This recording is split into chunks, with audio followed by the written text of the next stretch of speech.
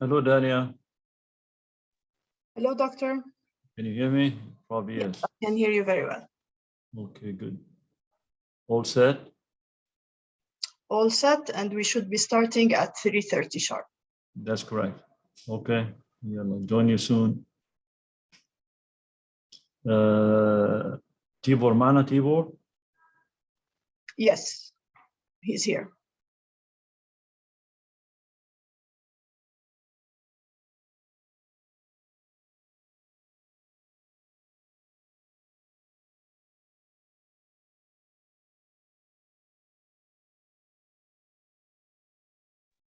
Good afternoon. Hello, Gazi.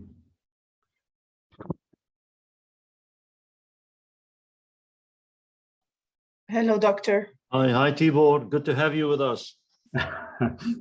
Thank you for inviting me. You're part of the family here. Let me see, how far should I sit from the camera? Okay, it's going very well. It's going very well. You look sharp. You look sharp enough. Okay, maybe I should change for another background. I should put one of the pictures from the previous conferences, Gazi. And the pictures taken in AUB with the tobacco-free signs.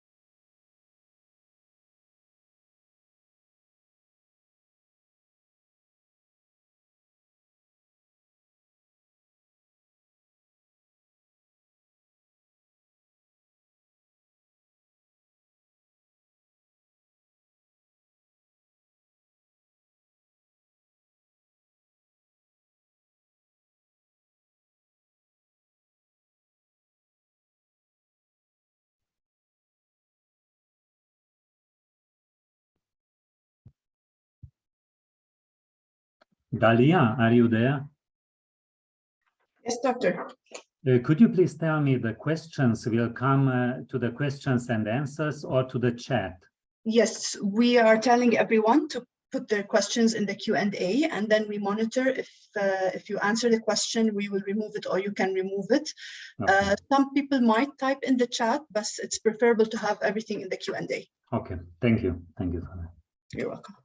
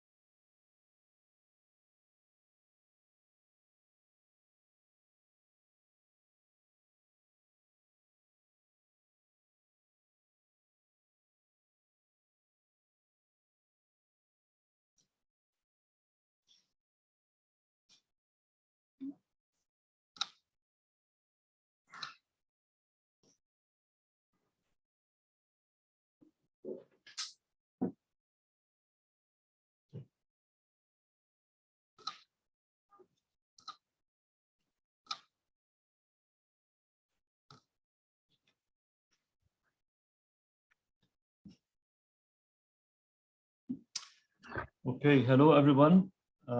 It's a great pleasure for me to welcome you for day 3 of this Congress. It has been very fruitful and informative discussions over the past 2 days. We've covered the various aspects of water pipe tobacco smoking.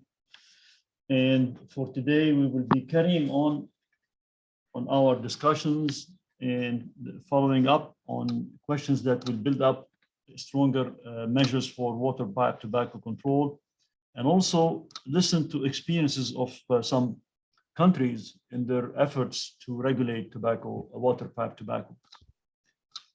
This afternoon, we'll be carrying on with the discussions on taxation and listening to some experts from the Knowledge Hub on water pipe tobacco smoking, as well as learning more from the International Legal Consortium on the templates for regulating tobacco. And furthermore, as I mentioned, we'll be listening to more country reports.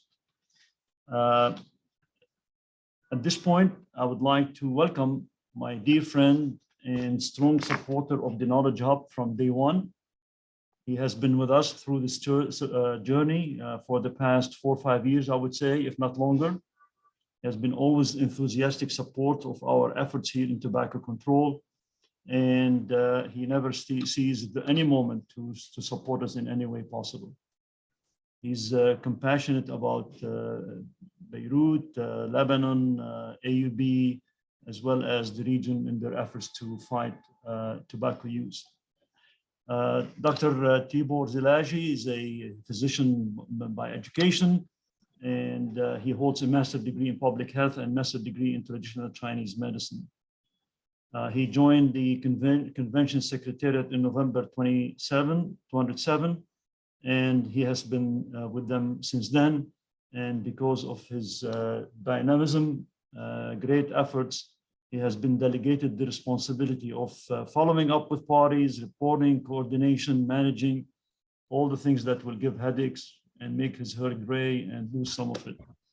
It's a pleasure to see you here, and currently Tibor serves as the coordinator of reporting and knowledge management team at the Convention Secretariat. The floor is yours, Tibor. Thank you, Ghazi, and thank you for your nice words. You have to unmute yourself so we can hear you.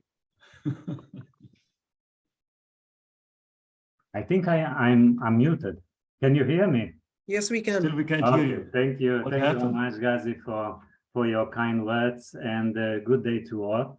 I think you already said everything what I wanted to say as introduction, but let me just do it on behalf of the Convention Secretariat. I would like to welcome you all to day 3 of the 4th International Congress on water pipe tobacco smoking, and it's really to my pleasure that we are able to co-organize this conference with the Knowledge Hub for water pipe tobacco smoking in Beirut and the WHO Regional Office for the Eastern Mediterranean. So thank you all for your participation so far. And as Ghazi kindly introduced, we will have 2 sessions today on this closing day, and one of the sessions, this which I'm moderating, will continue the discussions around the water pipe taxation, water pipe tobacco taxation. Then we will focus in this session on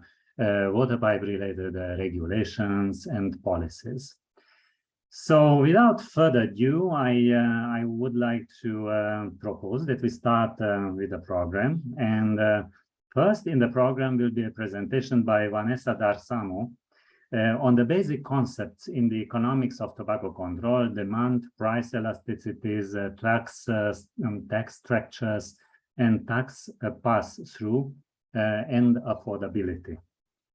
It was a long and difficult title, but I have my pleasure to introduce Vanessa, who's a PhD candidate who holds 2 master's degrees in applied economics and development economics from the University of Cape Town in South Africa. Vanessa is a research officer at the research unit on the economics of excisable products in Cape Town, and works on a data exchange project that provides reliable data and information to tobacco control stakeholders in various African countries. Her research interests include sugar-sweetened beverage demand and consumption, excise tax modeling, economics of tobacco control, and opening access to tobacco data. Vanessa, you have the floor to make your presentation. Please. Thank you very much. I'm going to share my screen.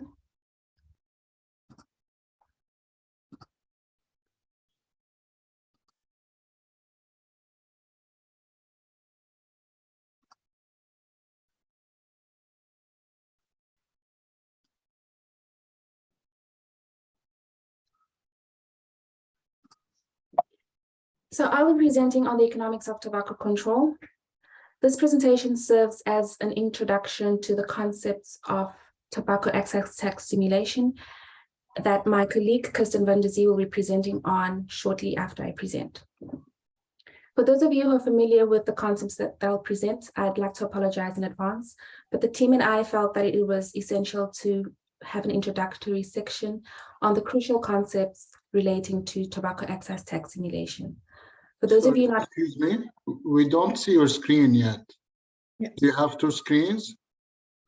Yes, I do.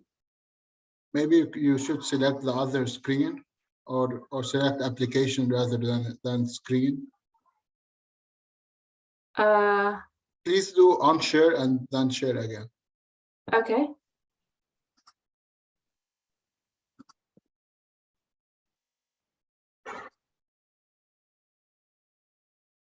Okay, you can see it now. Thank you. So I'm just waiting for the slide to start. Sorry about that.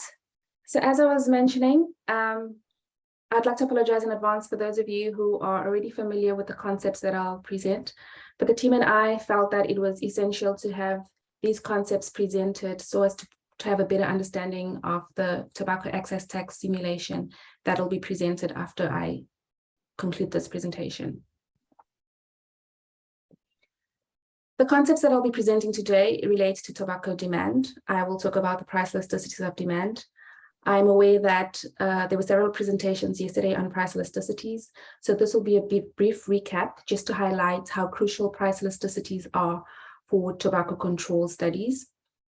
I'll also talk about tobacco supply, focusing on the tobacco tax pass-through. And then I'll talk about tobacco taxes. Here I'll describe the different tobacco taxes, the tax structures, the WHO FCTC recommendations for tobacco excise taxes. I'll talk about the recommended annual adjustments on tobacco taxes. And lastly, I'll talk about tobacco affordability.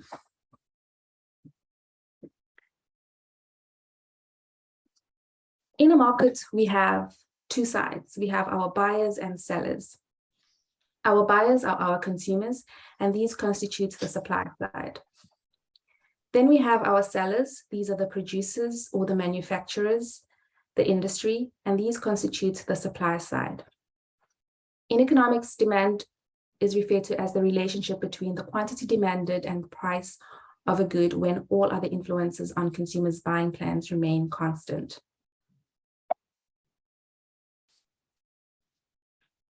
The main influences in buying plans that change demand are the prices of the good and or related goods.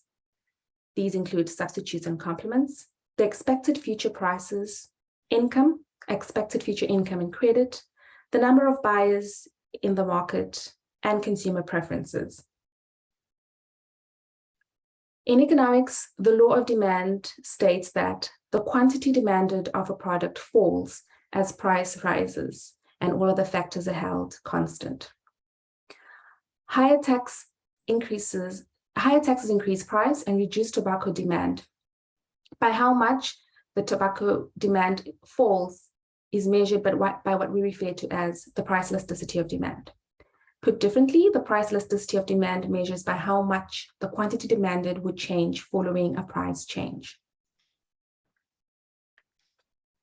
To determine the price elasticity of demand, we compare the percentage change in the quantity demanded with the percentage change in price. The price elasticity of demand will always be negative. And this is because, as the law of demand states, as prices increase, the demand for that product falls.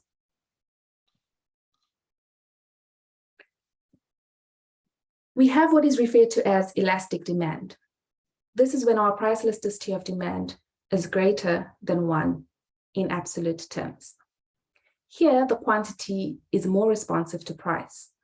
This implies that, for example, if the price of the product increases by 10%, the demand for that product will fall by more than 10%.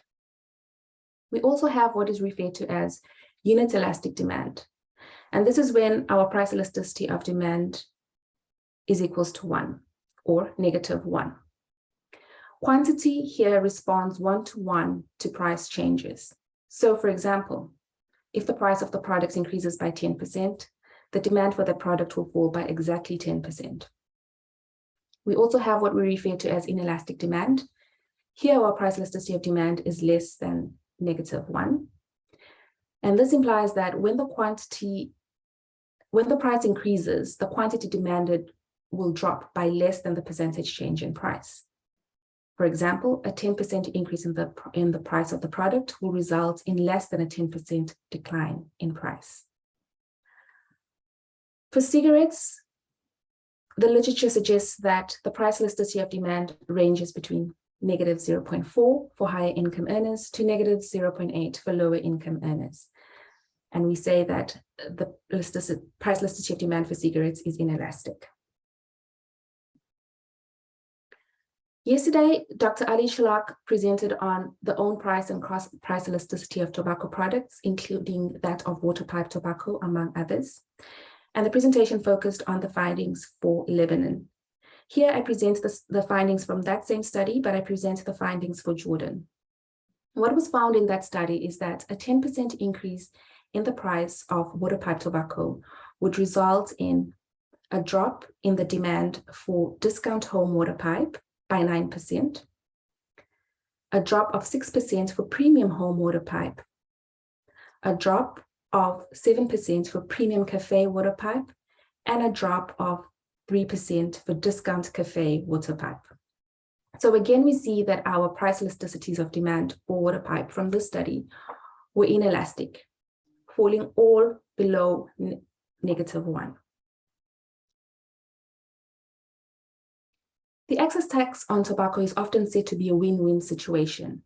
And this is because increasing the excise tax can simultaneously increase the government revenue and reduce the consumption for tobacco.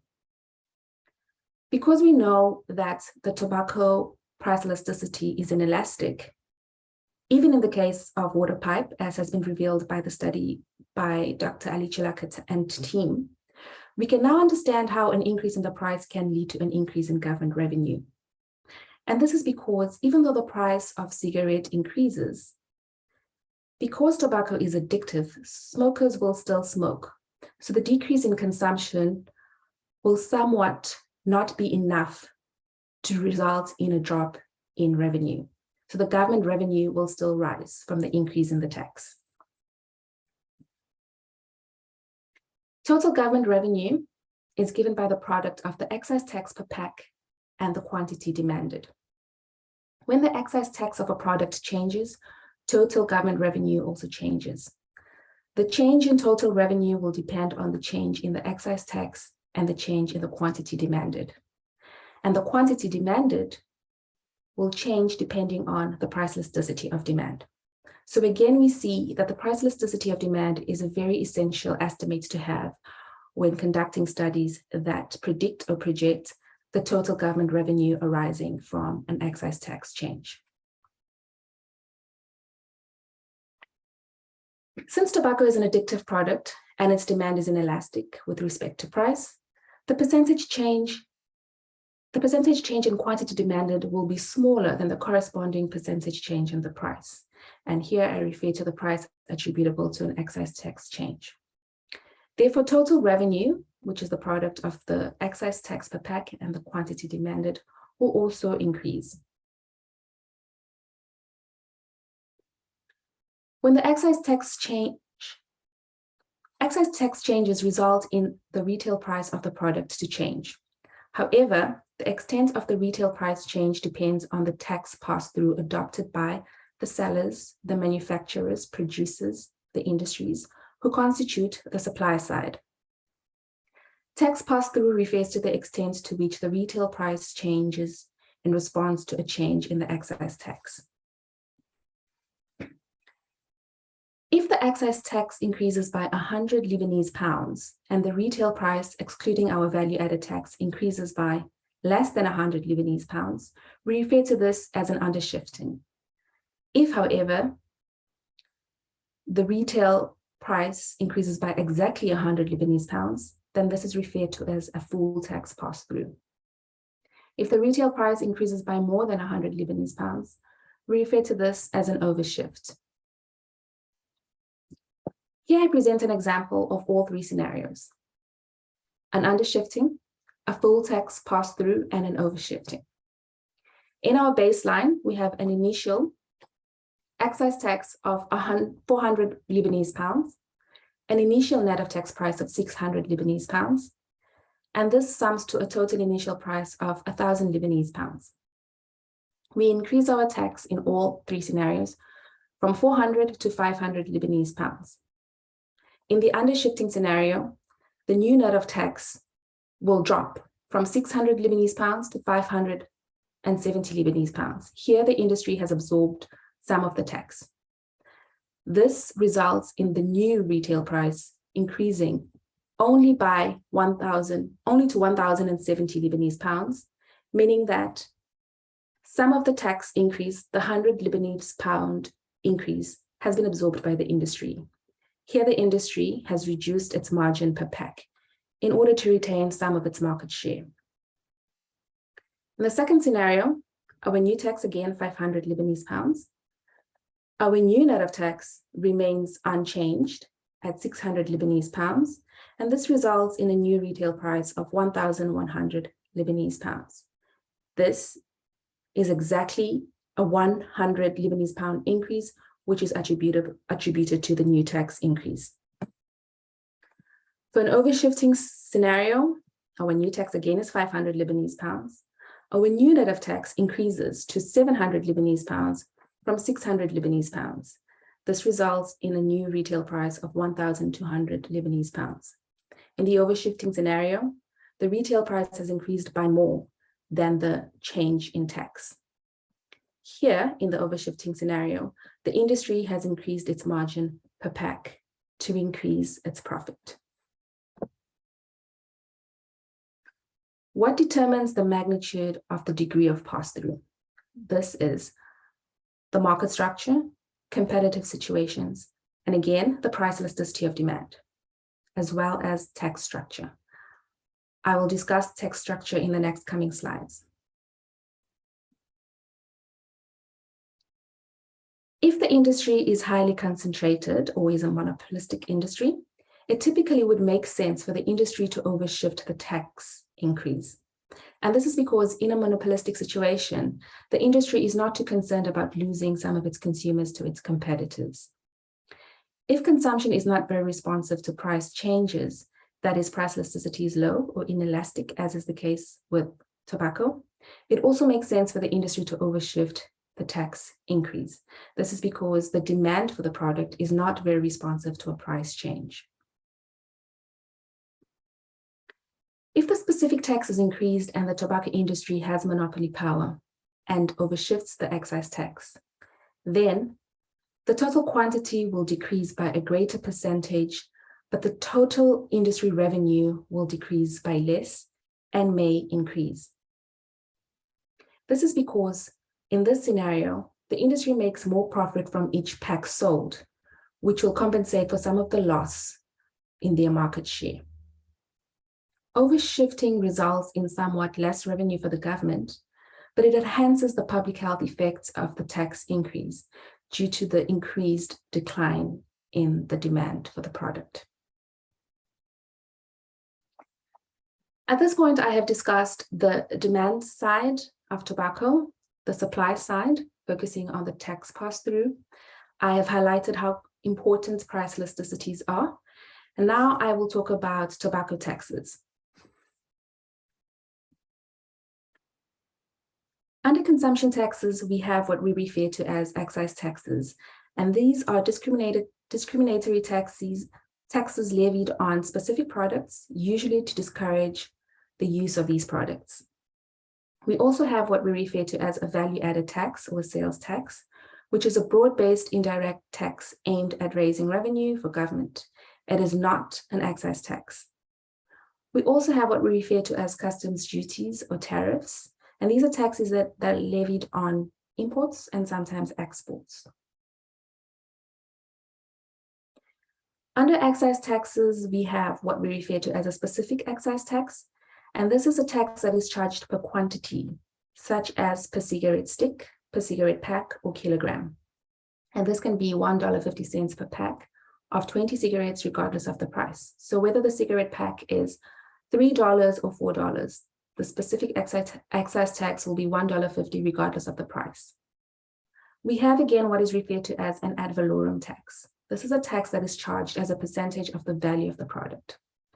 Value of the product is measured by the manufacturer's price. For example, 80% of the manufacturer's price, or by the price paid by consumers, for example, 70% of the pre-tax retail price. Excise tax structure can be purely specific, purely ad valorem, or mixed. A mixed system is a combination of both ad valorem and a specific tax.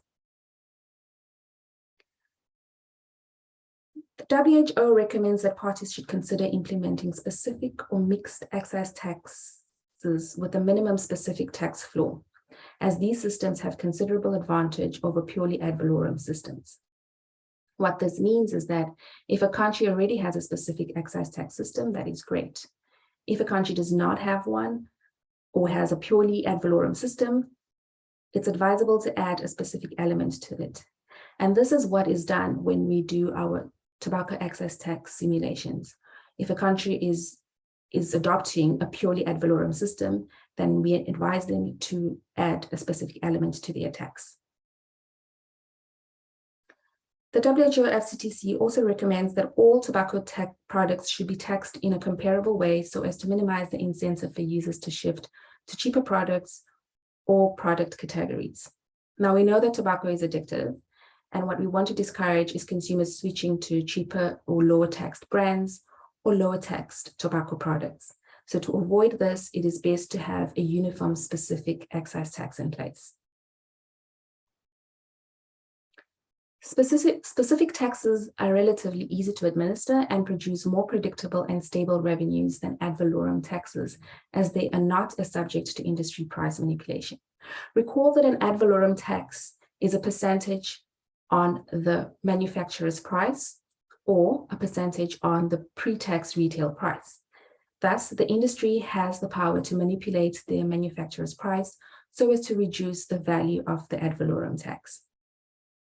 Tax systems that have a large specific component tend to be associated with higher prices.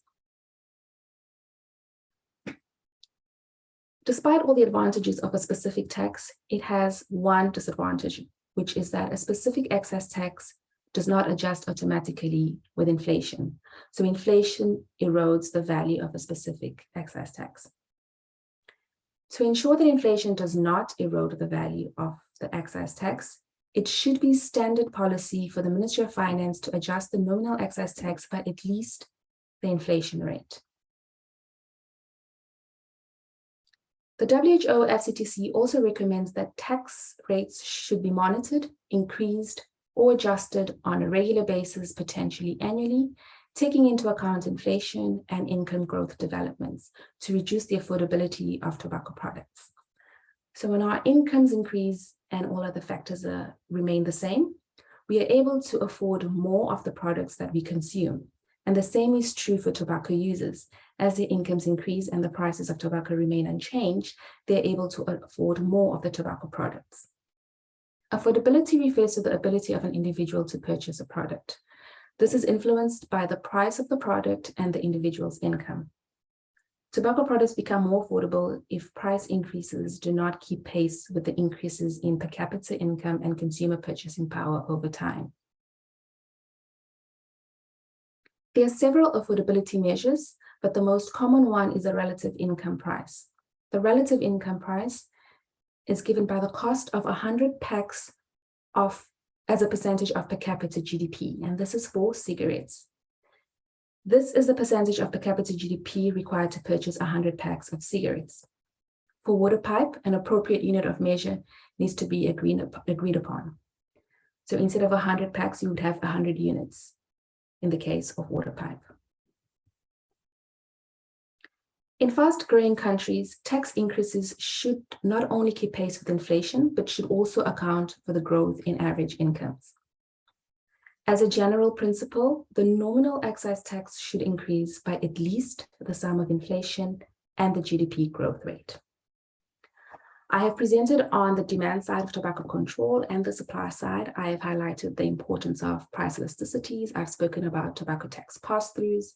I've spoken about inflation and keeping pace with the income growth rate and tobacco affordability. These are the crucial concepts for a tobacco excise tax simulation model. My colleague Kirsten will be presenting on the actual tobacco excise tax modeling exercise, and you'll see how some of the concepts I have presented in this presentation are crucial when projecting the impact of a tax change on consumption and government revenue. Thank you. This is it from me. Thank you, Vanessa, for this excellent presentation on the basic concepts in tobacco taxation. I think this was very clear and thorough. Even for a medical doctor like myself, I understood everything, and it was an excellent reminder of what we should aim for.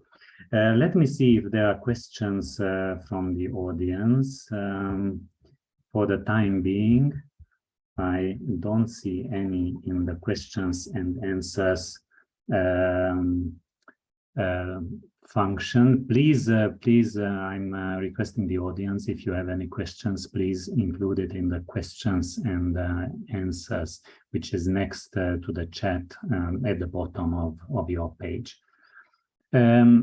Since we have 3 minutes from this blog that was assigned to you, Vanessa, can I have a question myself? I was listening this is very interesting, these concepts about undershifting, overshifting, and full pass-through of the tobacco industry, of the taxes imposed by the government. And I would like to ask you whether you have any information globally or from any WHO region on approximately in how many occasions, or in what percentage of the occasions, the tobacco industry is behaving in the 3 different ways. Because my experience is that at least on the short term, in many occasions, in the case of government tax increases, the tobacco industry swallows at least some parts of it. So the price is not increased with the same percentage as the tax had increased. So do you have any experience on that? In which percentage the industry is behaving in the 3 different ways? Thank you for that, Doctor. I have evidence from Mauritius where the government behaved in a very interesting manner. So what they did, sorry, not the government, the industry, what they did is they actually overshifted the tax for their premium brands, and they reduced, so they undershifted it for their economy brands to make up for, they really made it very, very cheap and very affordable. And that was then compensated in terms of their revenue from the overshift that they did on the premium and higher priced brands. So the industry will look at the price elasticity. They will look at how consumers respond to the different brands within the market. They'll also consider if they have competitors, but they will do they use all sorts of strategies to make sure that they retain as much of their revenue as they can and their market share. And an interesting case with Mauritius was that they adopted both an overshift and an undershift, and they planned it strategically with regards to what the price elasticity is across the different price brands. Thank you very much for that. This is a very interesting example, and it just shows that the question is a little bit more complex than only overshifting or undershifting, because it might happen, both might happen at the same time in response to a government tax increase. We have one question in the questions and answers, and I'm reading that out. The issue of raising taxes has well-known benefits, but does the increase have to be in line with the average per capita income in the country and the policy to reduce illegal trade? So does the increase have to be in line with the average per capita income in the country and the policy to reduce illegal trade? Vanessa. So if we're looking at a medium to long-term period, then yes, it has to be in line with the income growth in the country. And this is exactly because we don't want to make cigarettes more affordable over time. And so to avoid this, definitely it must be in line with at least inflation and the income growth. That is the least. And then let me just double check that part on, sorry, I don't see the question anymore. I can read it out. Is it also in line with the policy to reduce illegal trade? As we know, this is a very much used tobacco industry argument that increasing tobacco taxes will increase illegal trade. So I think this is what Dr. Ahmed Abdallah is referring to in this question. Yeah, so evidence from the countries that have the highest taxes don't suggest that increasing tax actually increases illicit trade. So I will base it on that evidence and say, with regards to increasing the income, yes, that's very essential, especially if you're looking at a long-term projection or simulation. And from the evidence that we've seen from other countries with the highest taxes, they don't necessarily have the highest rates of illicit trade. So the industry loves that argument, but the evidence doesn't quite support that. Thank you. Thank you very much, Vanessa, and thank you for your presentation. That was very clear and comprehensive. And we shall now move to the second presentation, and the second presenter will be Kirsten van der Zee. Kirsten is a research officer at the same unit as Vanessa, research unit on the economics of excisable products based at the University of Cape Town.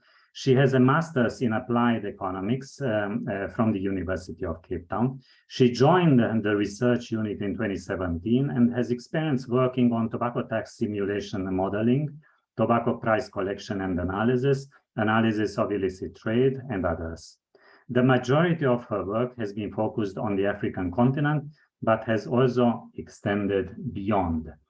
I have the pleasure to inviting Kirsten van der Zee to make this presentation, and I see that he will be making this presentation together with Dr. Mohamed Javad, and Mohamed is a honorary clinical research fellow at the Imperial College London, where he has conducted extensive research on waterpipe tobacco. His particular interests are the epidemiology of waterpipe tobacco use and policies that can prevent and control waterpipe tobacco use. Mohamed is also a member of the Eastern Mediterranean Consortium on the economics of waterpipe tobacco smoking. So Kirsten and Mohamed, you have the floor. Thank you very much.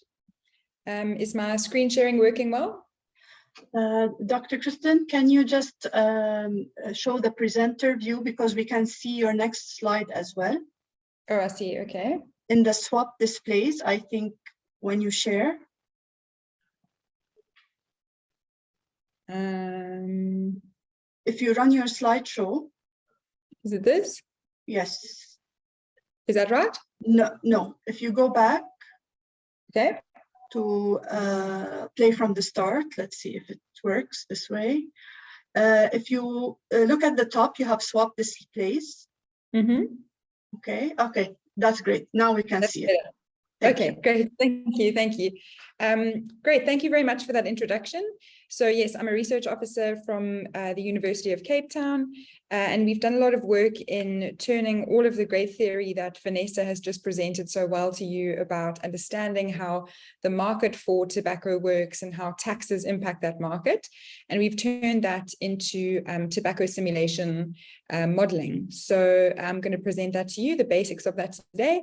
And I'll be co-presenting with Dr. Mohammed Jawad, who will take over at the end to talk about local knowledge in this space. So firstly, the question is, why would we want to do tobacco taxation simulation modeling? So as we know from the evidence, tobacco taxation, excise taxation, is probably the most effective tobacco control measure that we have at our disposal. Firstly, it's extremely useful in controlling and reducing consumption because, as you know, people respond to price. So as prices go up, people reduce their consumption of a good. But it has the additional benefit of also generating revenue for governments. So often when governments are faced with the prospect of reforming their excise tax on tobacco or increasing their excise tax, they have a lot of questions about this. So firstly, will consumption actually go up or down? What's going to happen to revenue? What about if the industry overshifts or undershifts? And what about illicit trade? We know the tobacco industry spends a lot of resources fighting against tobacco tax increases. And one of their biggest arguments, as has been raised already in the discussion, is what about illicit trade? So we will use simulation models to illustrate to governments what might happen under all various different scenarios if they were to implement an excise tax or increase an excise tax or reform an excise tax. So the model I'm going to be speaking about today is called the TETSiM model, Tobacco Excise Taxation Simulation Model. We've been working on this model in REEP for many years now, developing it, making it as user-friendly as possible. But this is not the only one. There's a number of other models that do a similar thing, just with a slightly different kind of approach. So TETSiM, the goal of it is to quantify specifically the change in consumption that might happen if we increase excise taxes, but also the increase in revenue that governments might generate when they increase their excise tax.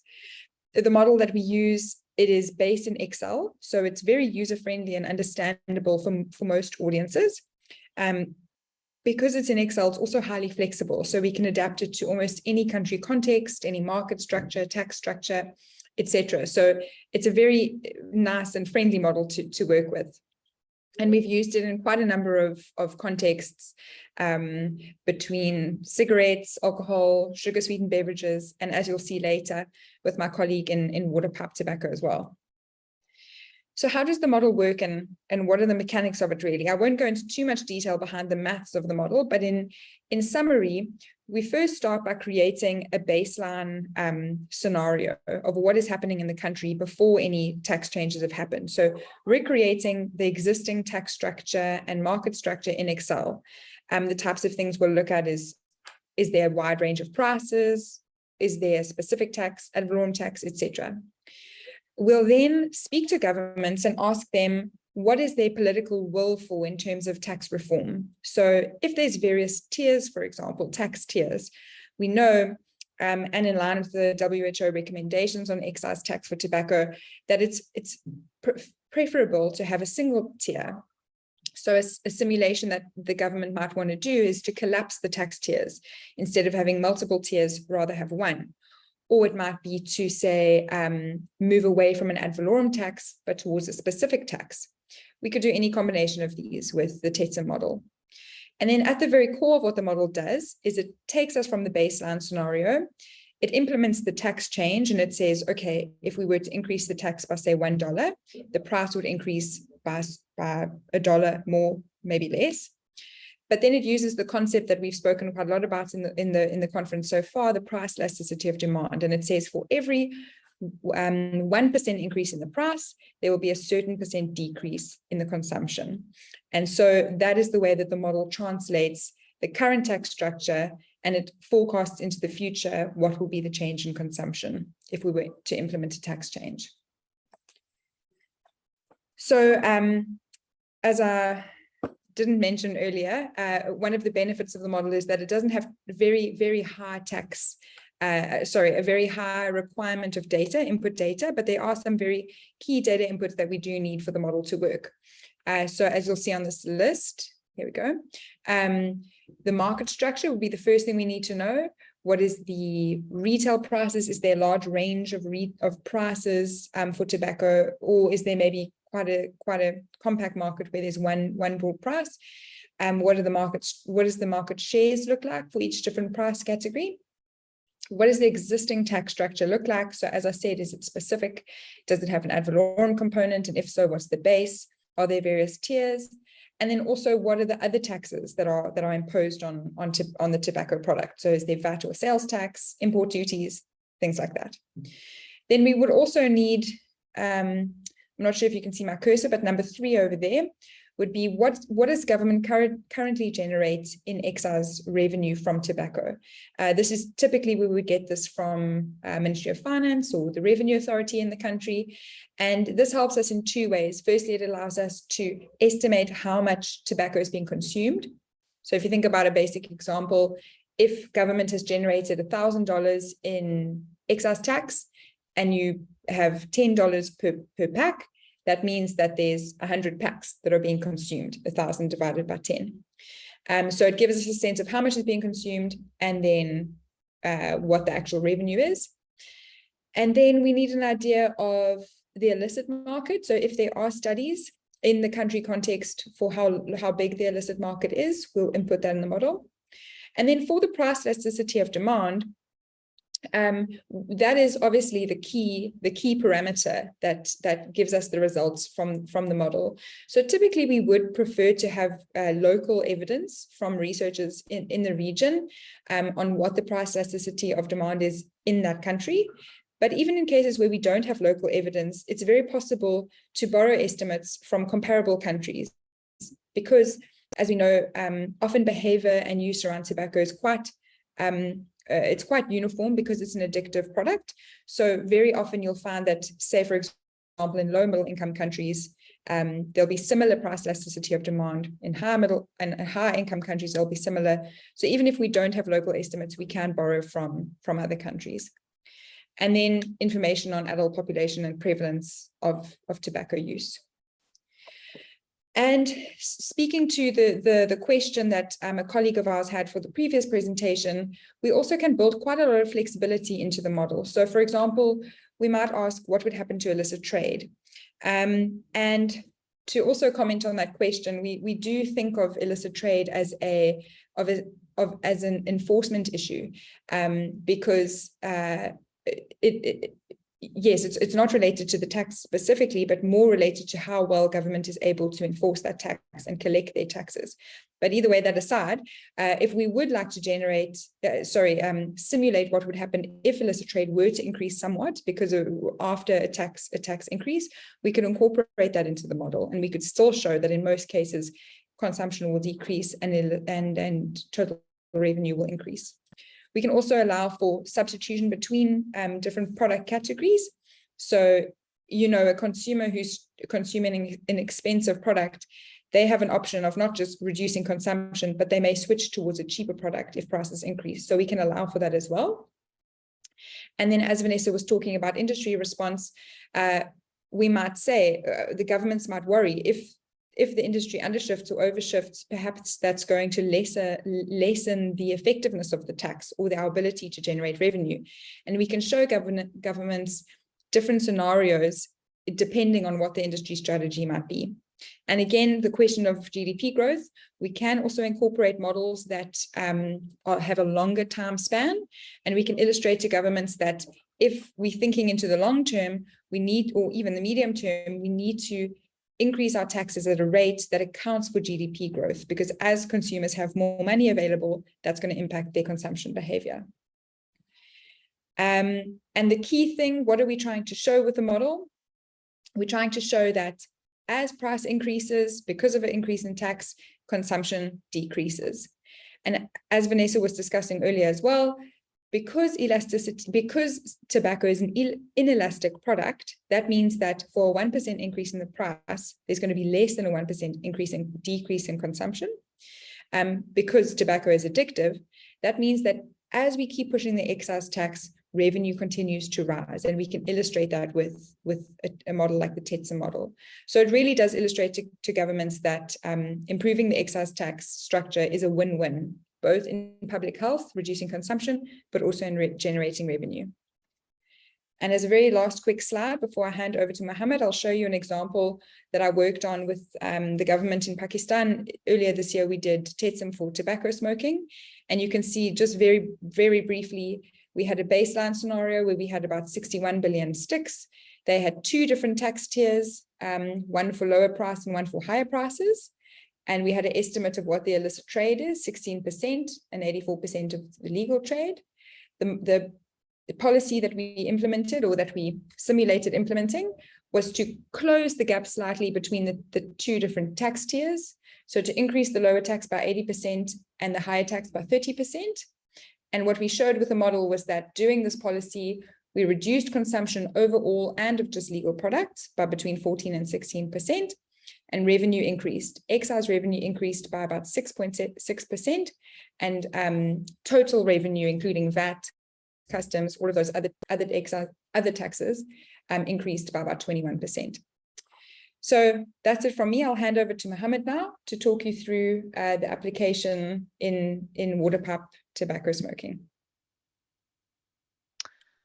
Thank you, Kirsten. Do you want me to share my screen? Probably easier if you unshare, so I can share my screen. Yeah.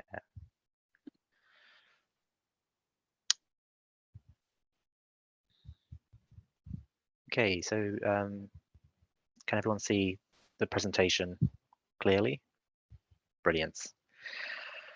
So thank you so much for the introductions, and thank you for inviting me today. My name is Mohammed Jawad, and I, on behalf of our research team listed here, will talk you through the groundwork that Vanessa and Kirsten set in the first 2 presentations, and how we applied it to water pipe tobacco smoking in a couple of countries in the Middle East.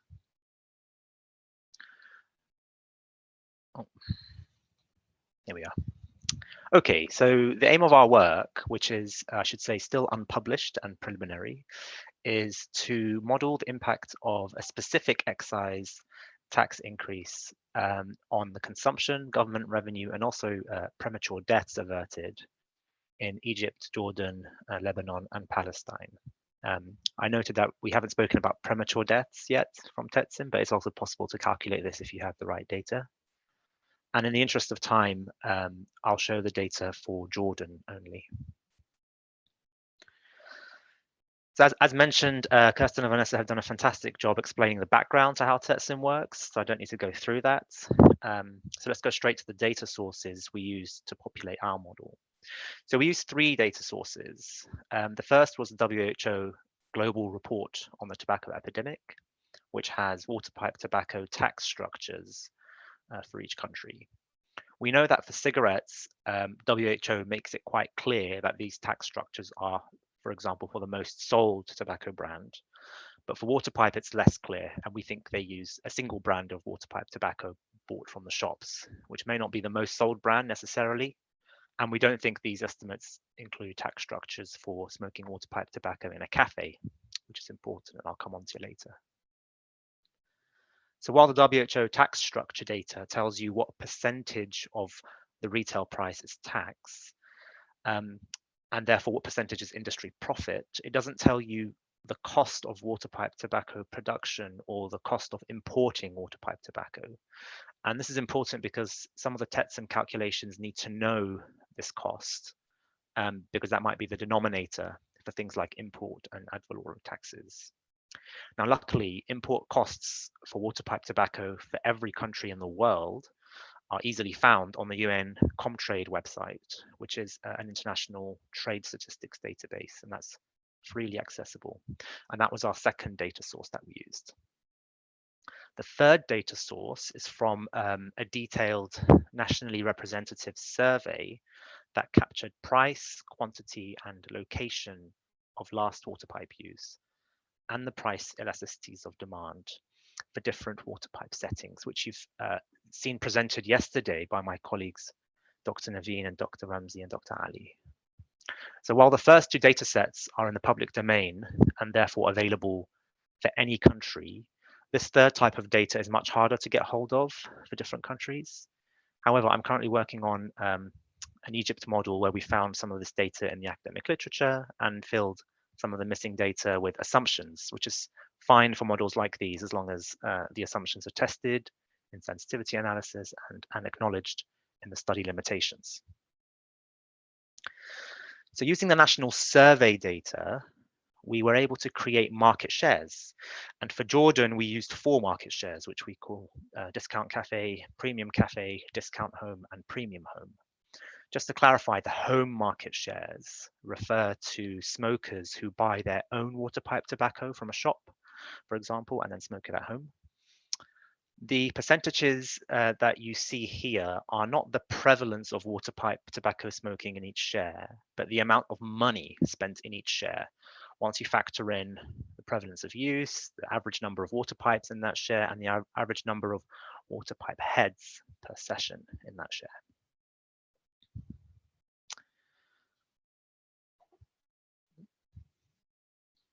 There we are.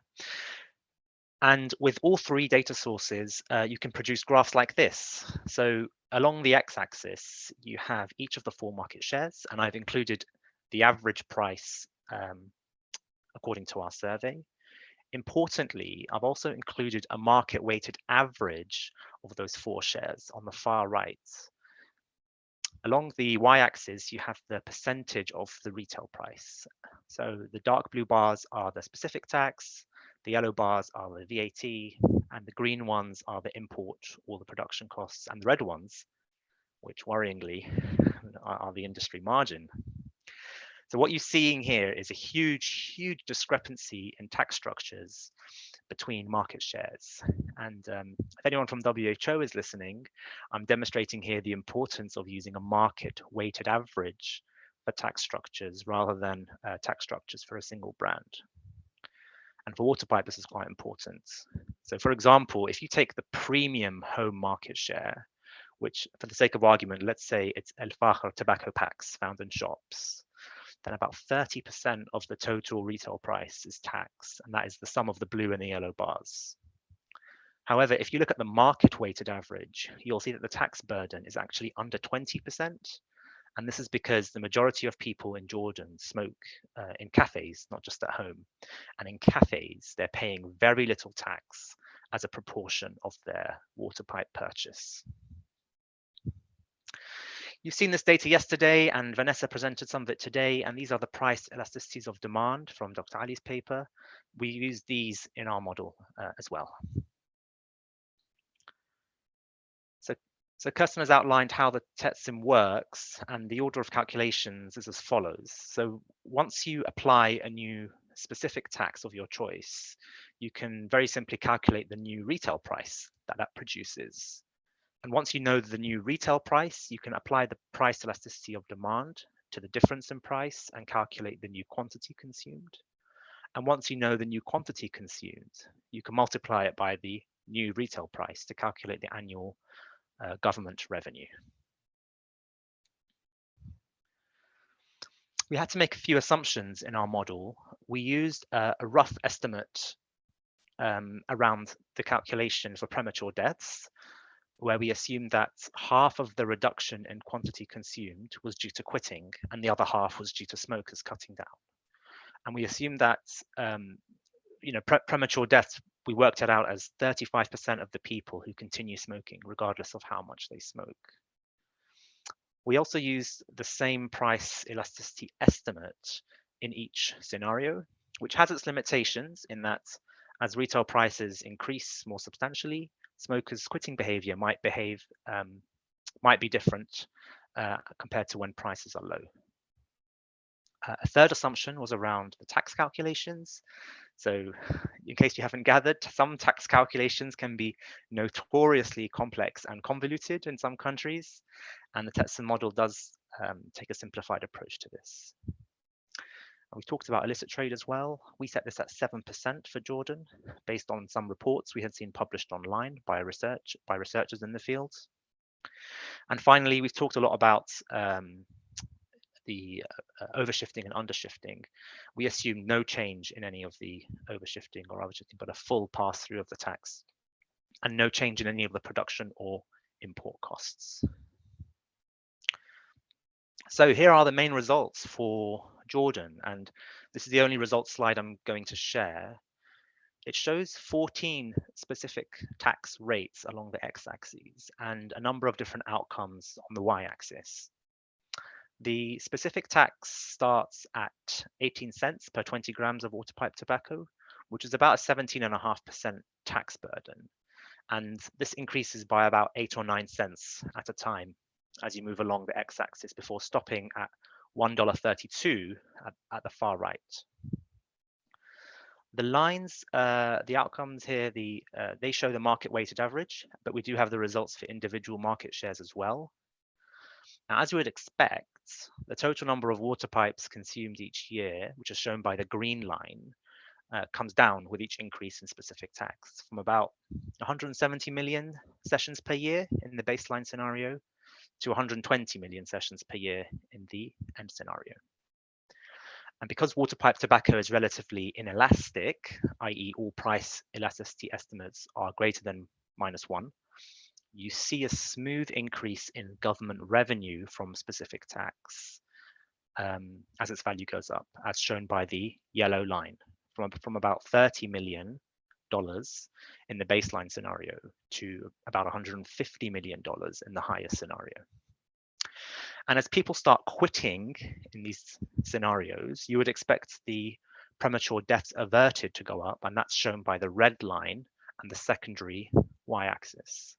So according to the model, you can avert an additional 25,000 deaths when the specific tax is only 9 cents higher than the baseline, all the way to 160,000 premature deaths averted when the specific tax is increased to $1.32. So one limitation of the model is that it is cross-sectional. Our time unit is 1 year on this model, and we have not used it to predict future trends over the medium to long term.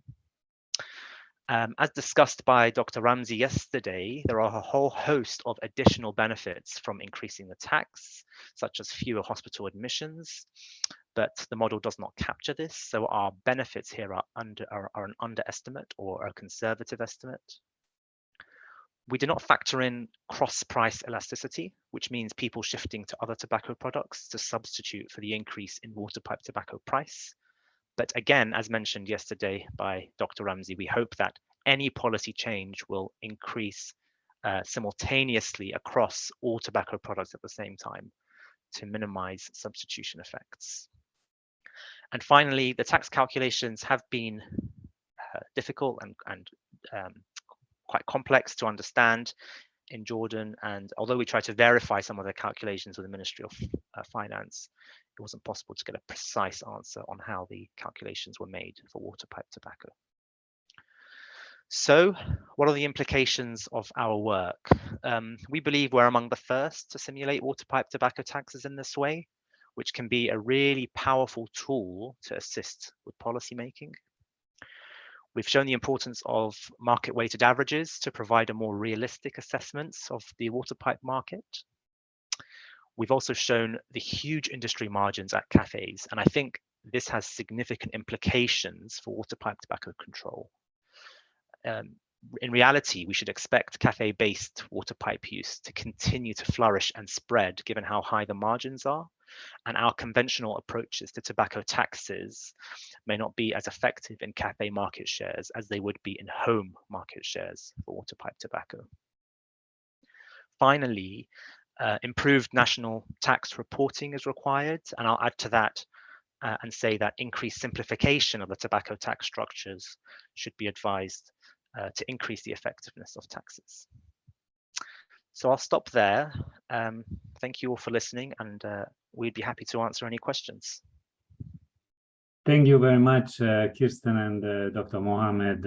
It was a really great demonstration on how TETSiM works, and it's good to see that that eventually and increasingly these models are being used for water pipe tobacco smoking, and this is, I think, very beneficial in promoting stronger policies for water pipe tobacco use. And I see that Fatima has also shares the same feelings.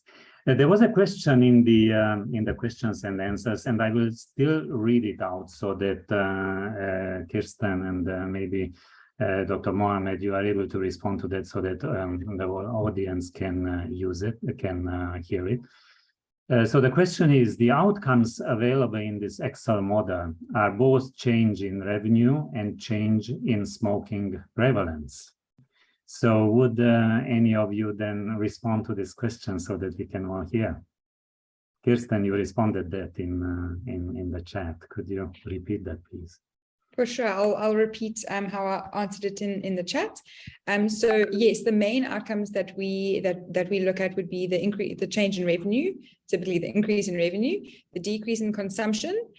Prevalence is a slightly different concept to consumption because not all smokers are quitting. Some of them are going to be reducing the intensity of their use.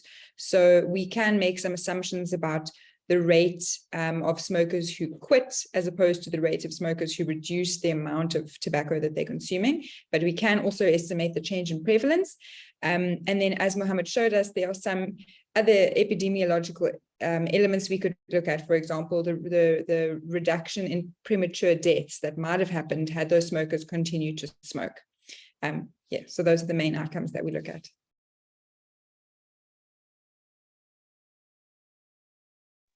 Thank you very much, Kirsten, for that response. I see no other questions in the question and answers part of our Zoom platform. Thank you very much for your presentations, Kirsten, Dr. Mohammed. Thank you for being with us and demonstrating the operation of the TETSiM model. It was very useful, and this was the last presentation in which we heard about this very important intervention. We heard that tobacco taxation and water pipe tobacco taxation is among the most, if not the most, effective tobacco control intervention. But we have lots of others, and you can also think of the WHO Framework Convention on Tobacco Control, which requires its parties to implement a comprehensive set of tobacco control interventions. And we will now turn to listen to some presentations about other tobacco control interventions, regulations, policies. And the first of those presentations would be from Patricia Lambert, who will speak about developing water pipe tobacco smoking regulations, experience from the International Legal Consortium of the campaign for tobacco-free kids. And it is my great pleasure to welcome Patricia for this meeting. And Patricia is a South African human rights lawyer and social justice advocate, currently working as vice president at the Campaign for Tobacco-Free Kids. Campaign for Tobacco-Free Kids is an observer to the Conference of the Parties of the WTS. And she also directs the International Legal Consortium, ILC, a team of 7 legal experts who specialize in the implementation of the WTS. In addition, the ILC has created and maintains the world's first searchable online database for law and tobacco control, tobaccocontrollaws.org. And I have to admit that we in the Convention Secretariat use it. At least I use it almost every day. Thank you, Patricia, for that. Patricia was head of the delegation for the South African government at the negotiations that led to the adoption of the WTS. So that was the official introduction of Patricia. But Patricia is a great supporter of our tobacco control work worldwide and in the Convention Secretariat. So it is my great pleasure to invite you, Patricia, to make your intervention. Please, the floor is yours. Thank you very much, Tibor, for that gracious introduction. And I'd like to wish good morning, good afternoon, and good evening to everybody who is connected for this conference.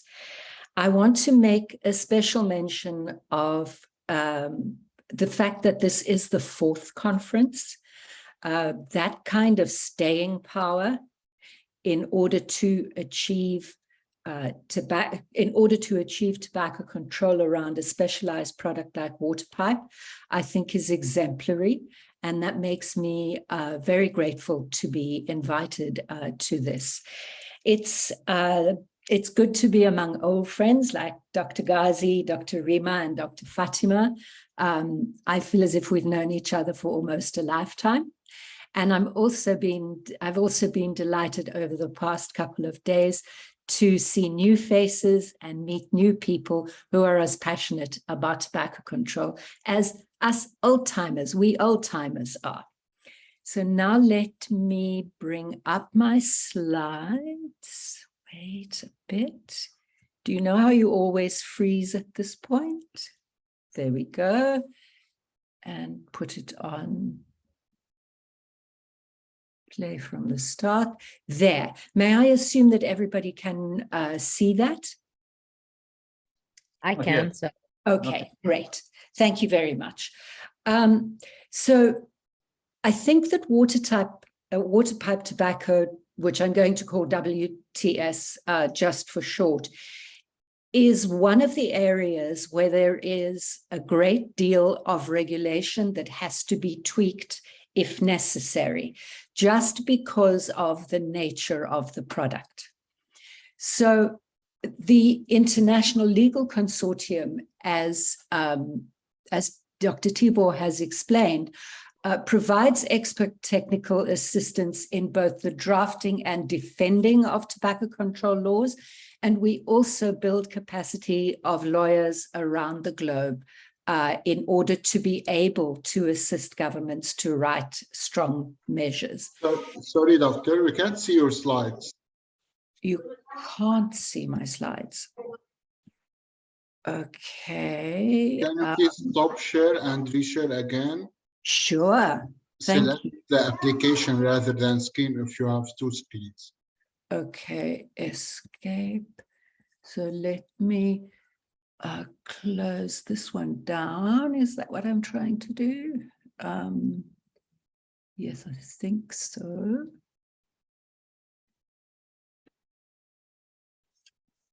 And open it up again.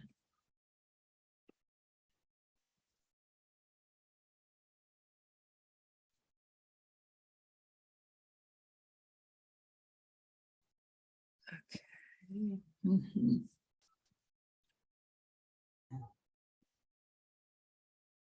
Did you stop sharing? I think I have, but I am struggling with, oh dear, please accept my apologies.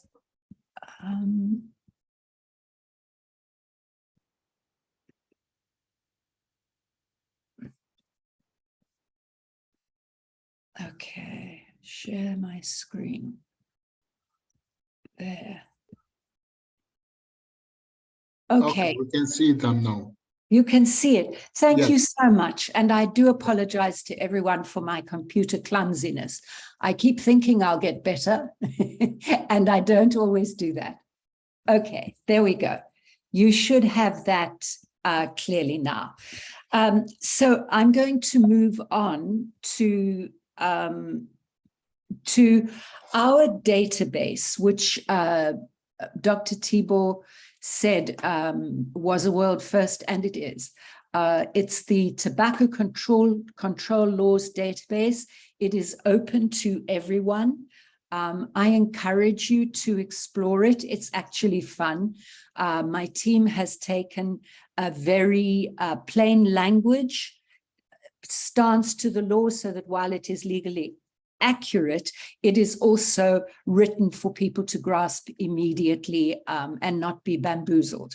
So it has a legislation side, a litigation side, and then there are other materials available from the Global Legal Center. To date, on our website, in cooperation with the WHO, we have legislation for 211 countries, and then we have a specific FCTC analysis for 131 countries.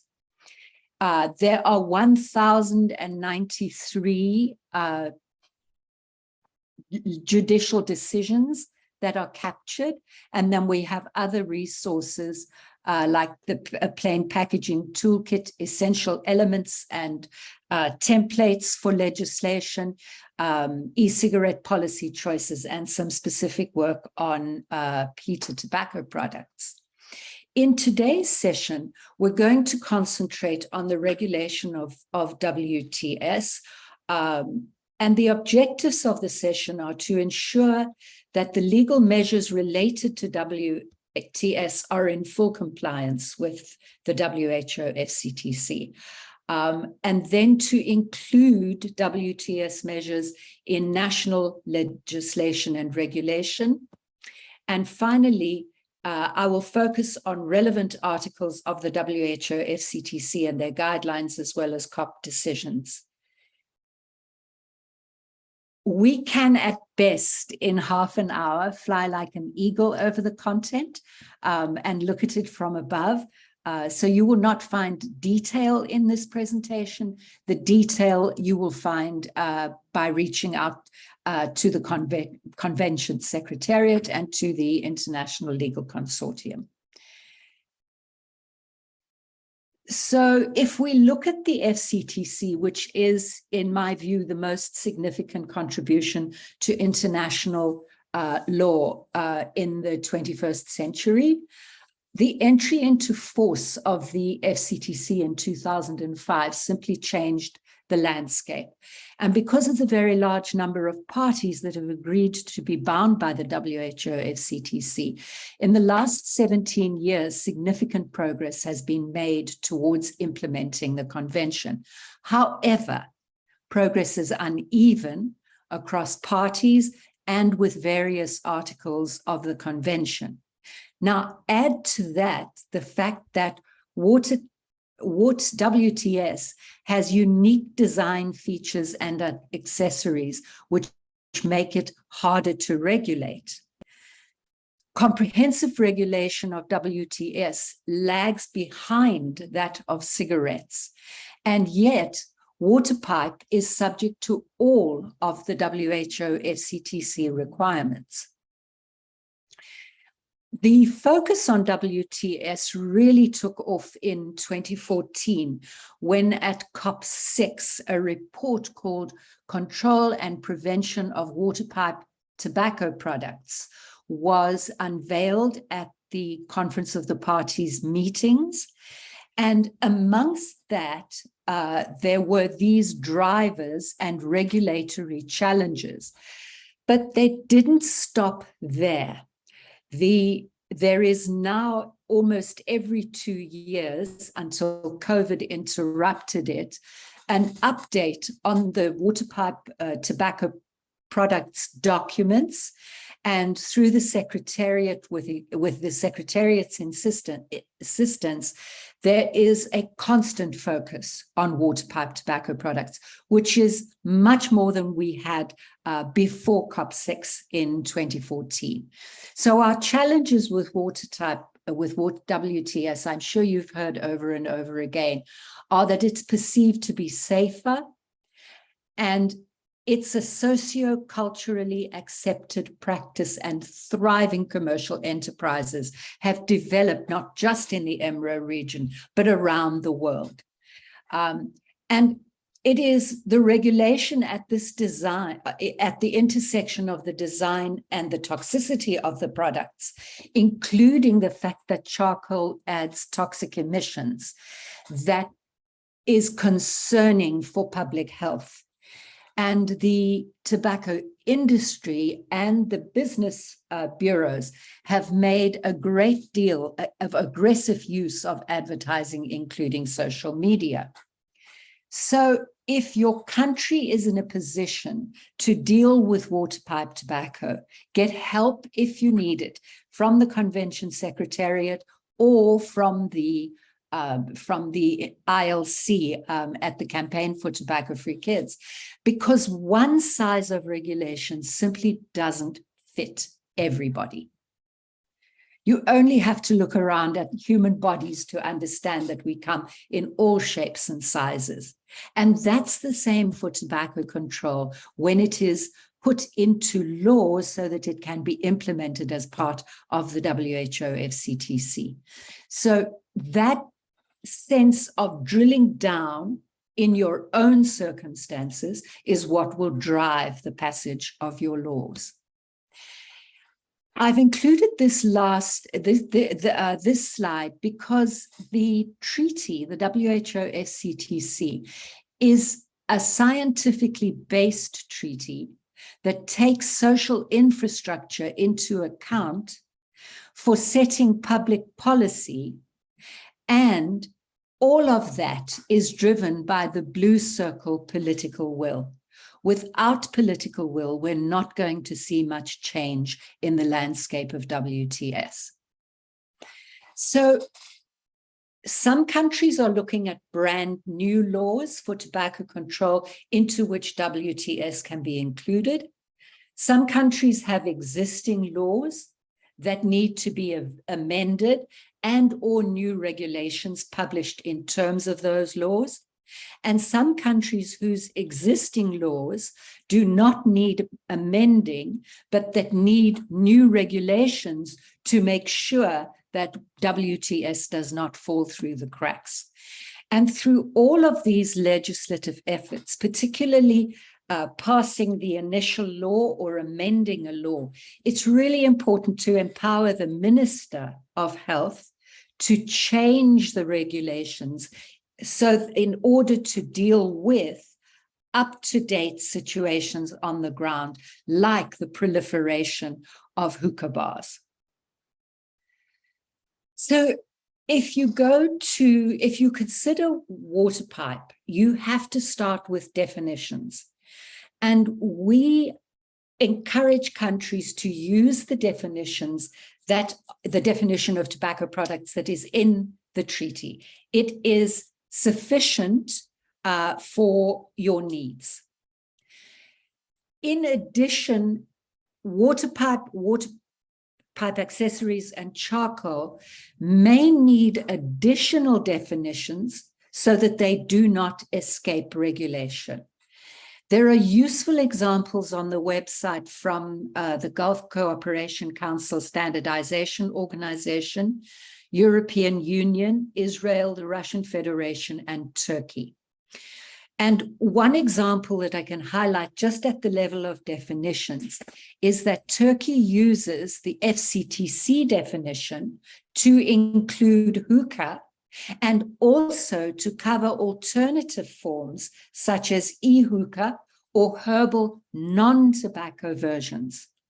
And the reason for the focus on non-tobacco versions is because it's almost impossible at the coalface when the product is being consumed to know whether it is genuinely non-tobacco or not. Those circumstances will be familiar to you in your countries, and that will drive the regulation. I must highlight Article 5.3 of the WHO FCTC, and because Article 5 is unique in and of itself, it is the only article in an internationally legally binding convention that puts on governments a duty, and I've got the exact phrase there, that governments must act to protect their policies, their public health policies, from interference by the tobacco industry. And the historic reason for Article 5.3 being front and center in the WHO FCTC is because the tobacco, the shisha, the hookah industries are very powerful industries that do not want to see inroads into their profits in any way. But what is special about Article 5.3 is that it imposes a positive duty on the government to do public health policy and to protect public health policies. And we have to note against this background that the experience so far has been that the hospitality businesses are very adept at interfering in policy settings. In addition to that, the new socio-cultural acceptance and some of the old heritage arguments are used to water down political will at the top government levels. But when that is compared with the science, that should provide governments with sufficient scientific evidence to reduce the appeal of the arguments of socio-cultural acceptance and heritage.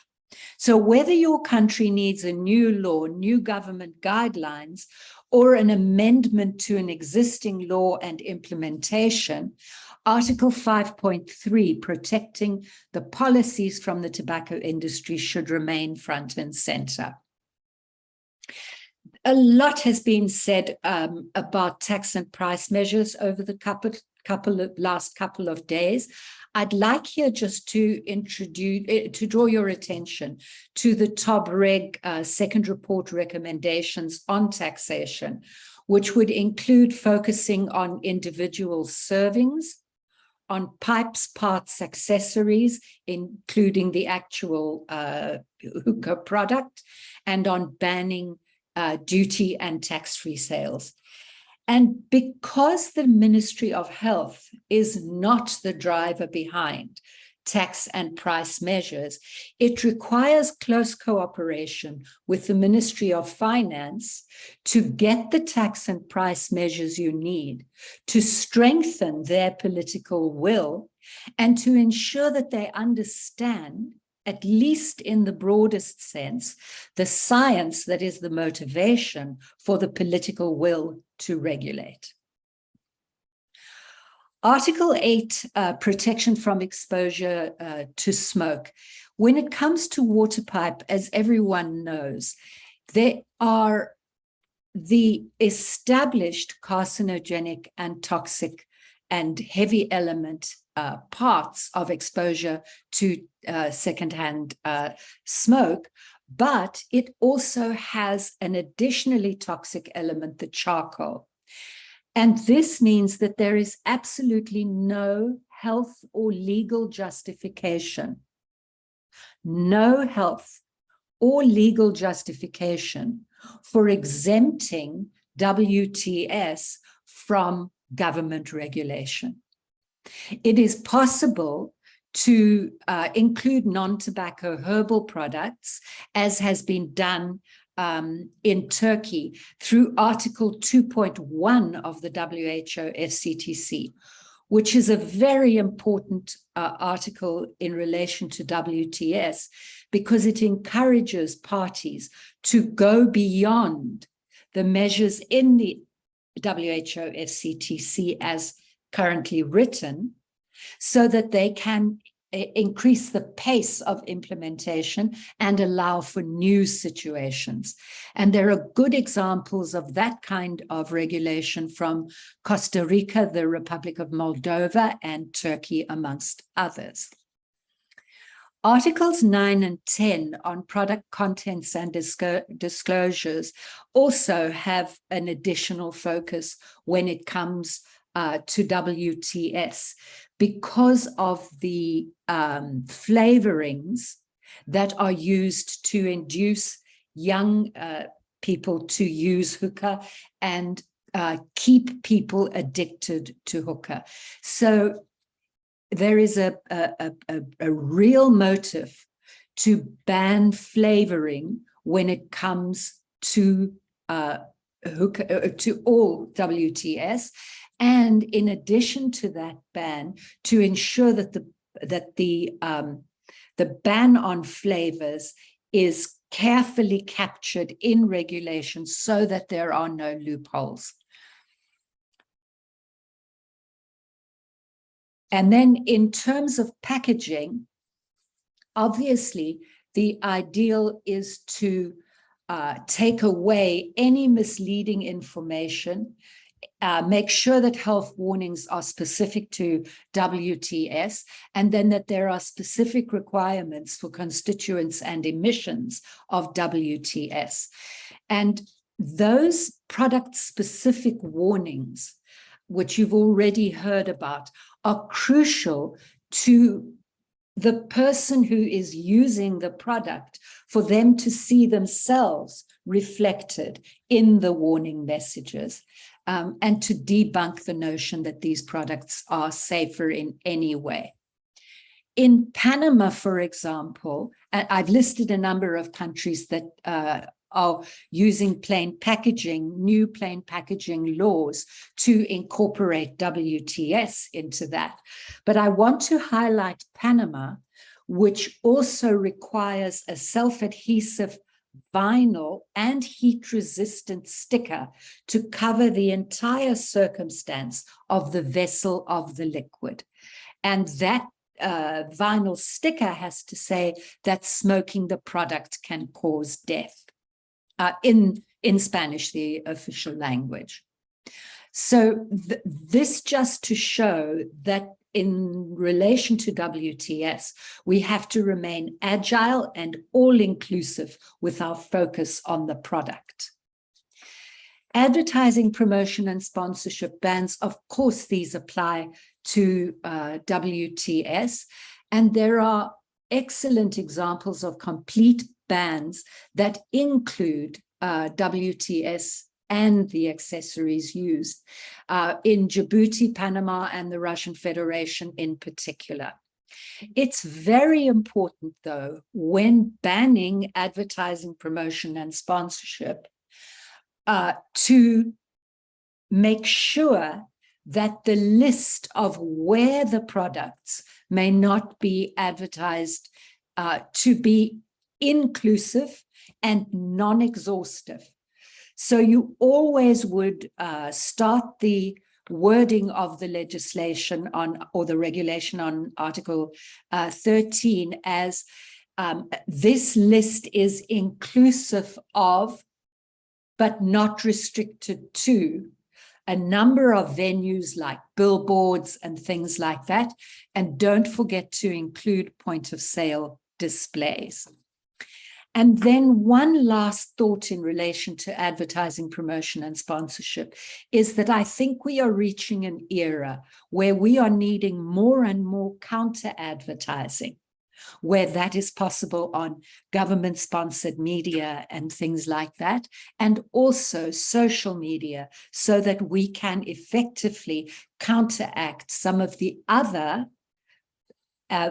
APS bans that are not fully implemented with regard to social media. In Article 12 on education, I think the biggest aspect here is to ensure that that the sociocultural myths around WTS and the dangers of the products are taken into account.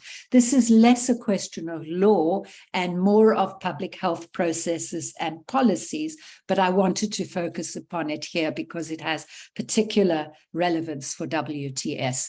And there are examples of this in Azerbaijan, Colombia, and Mexico.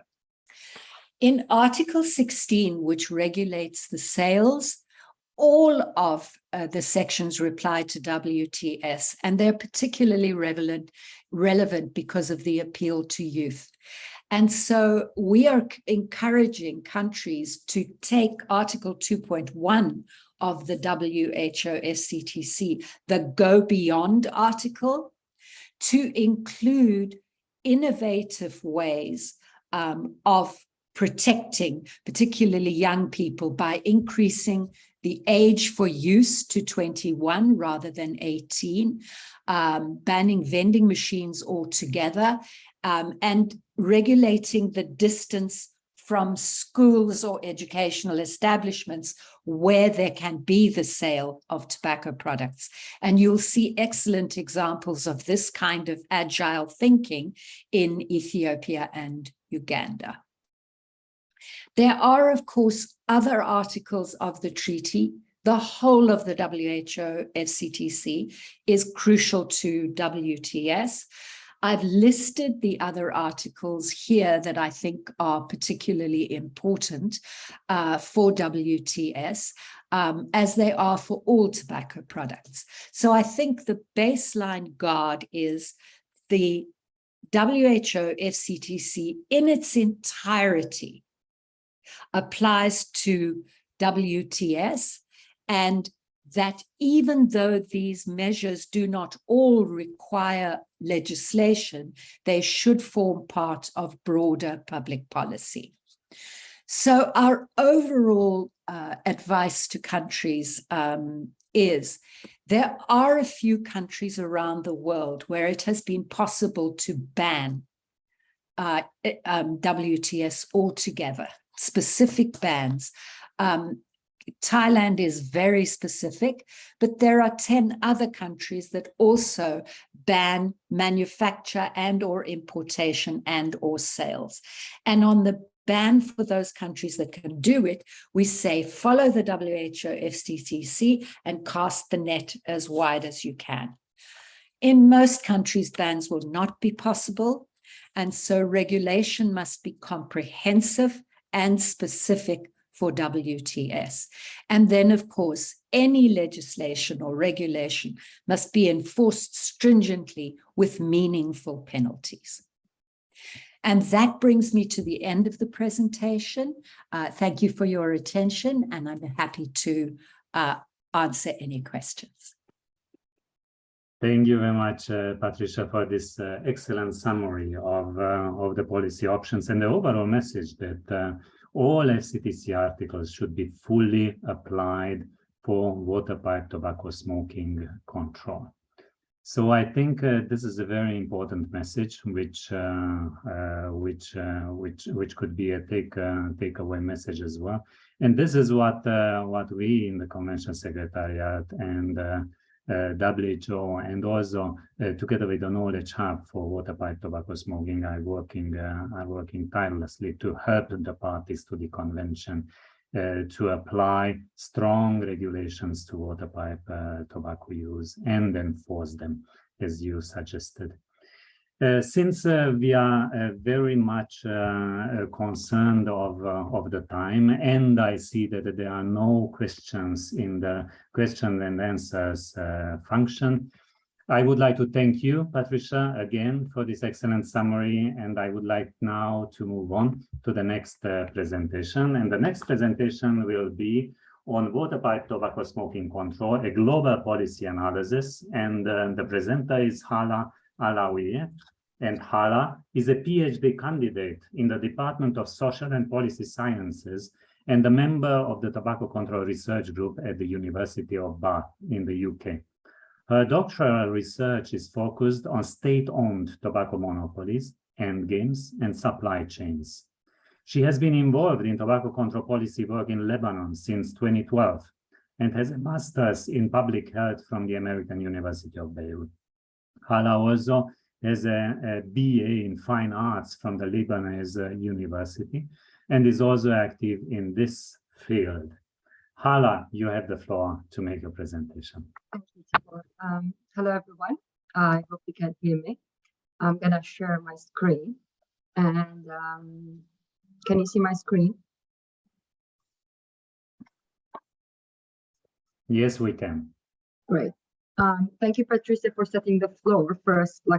It's kind of because my work is basically based on the Tobacco-Free Consortium. And today I'll be presenting about water pipe control, a global policy analysis. And this work is based on our latest publication that we had in tobacco control earlier this year with a group of researchers, as you can see from here. And the paper was Water Pipe Tobacco Smoking, Global Control Policy, Global Analysis of Available Legislation and Equity Consideration. So in this, before I move forward, so what we already know on this subject, we already know there's a lack of water pipe specific policy and regulation. And this is normal given the fact that we see an increase in water pipe tobacco smoking. We know there's a need for regulatory practice to control water pipe tobacco smoking. there's in 2015, a study, a global analysis of country tobacco control policy that took place, and that showed that very few countries address policy on tobacco control. Moving forward, so what's important gap in knowledge that exists at this topic? So as I said, like there's no update on the progress of country on addressing water pipe tobacco smoking with respect to legislation, and the second component is with respect to equity in this paper. But for the sake of time, I'll be focusing on the first bit, which is related to addressing water pipe tobacco smoking and the legislation.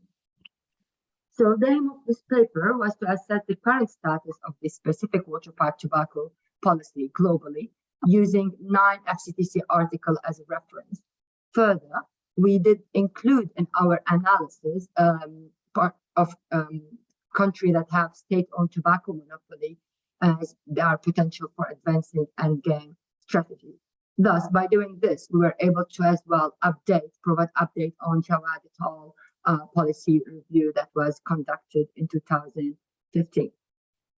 So just before moving forward, and just need to mention why we're including state-owned tobacco companies, given the fact that now many tobacco advocates are pushing toward endgame policies and decreasing tobacco for less than 5%. Each country has set its goal and to go beyond that date, and you know already New Zealand is already there and they're trying to implement it, but some of them said in particular, there's an important to move to the supply side part of the as a strategy, and they specifically mentioned the importance of moving towards state-owned tobacco companies.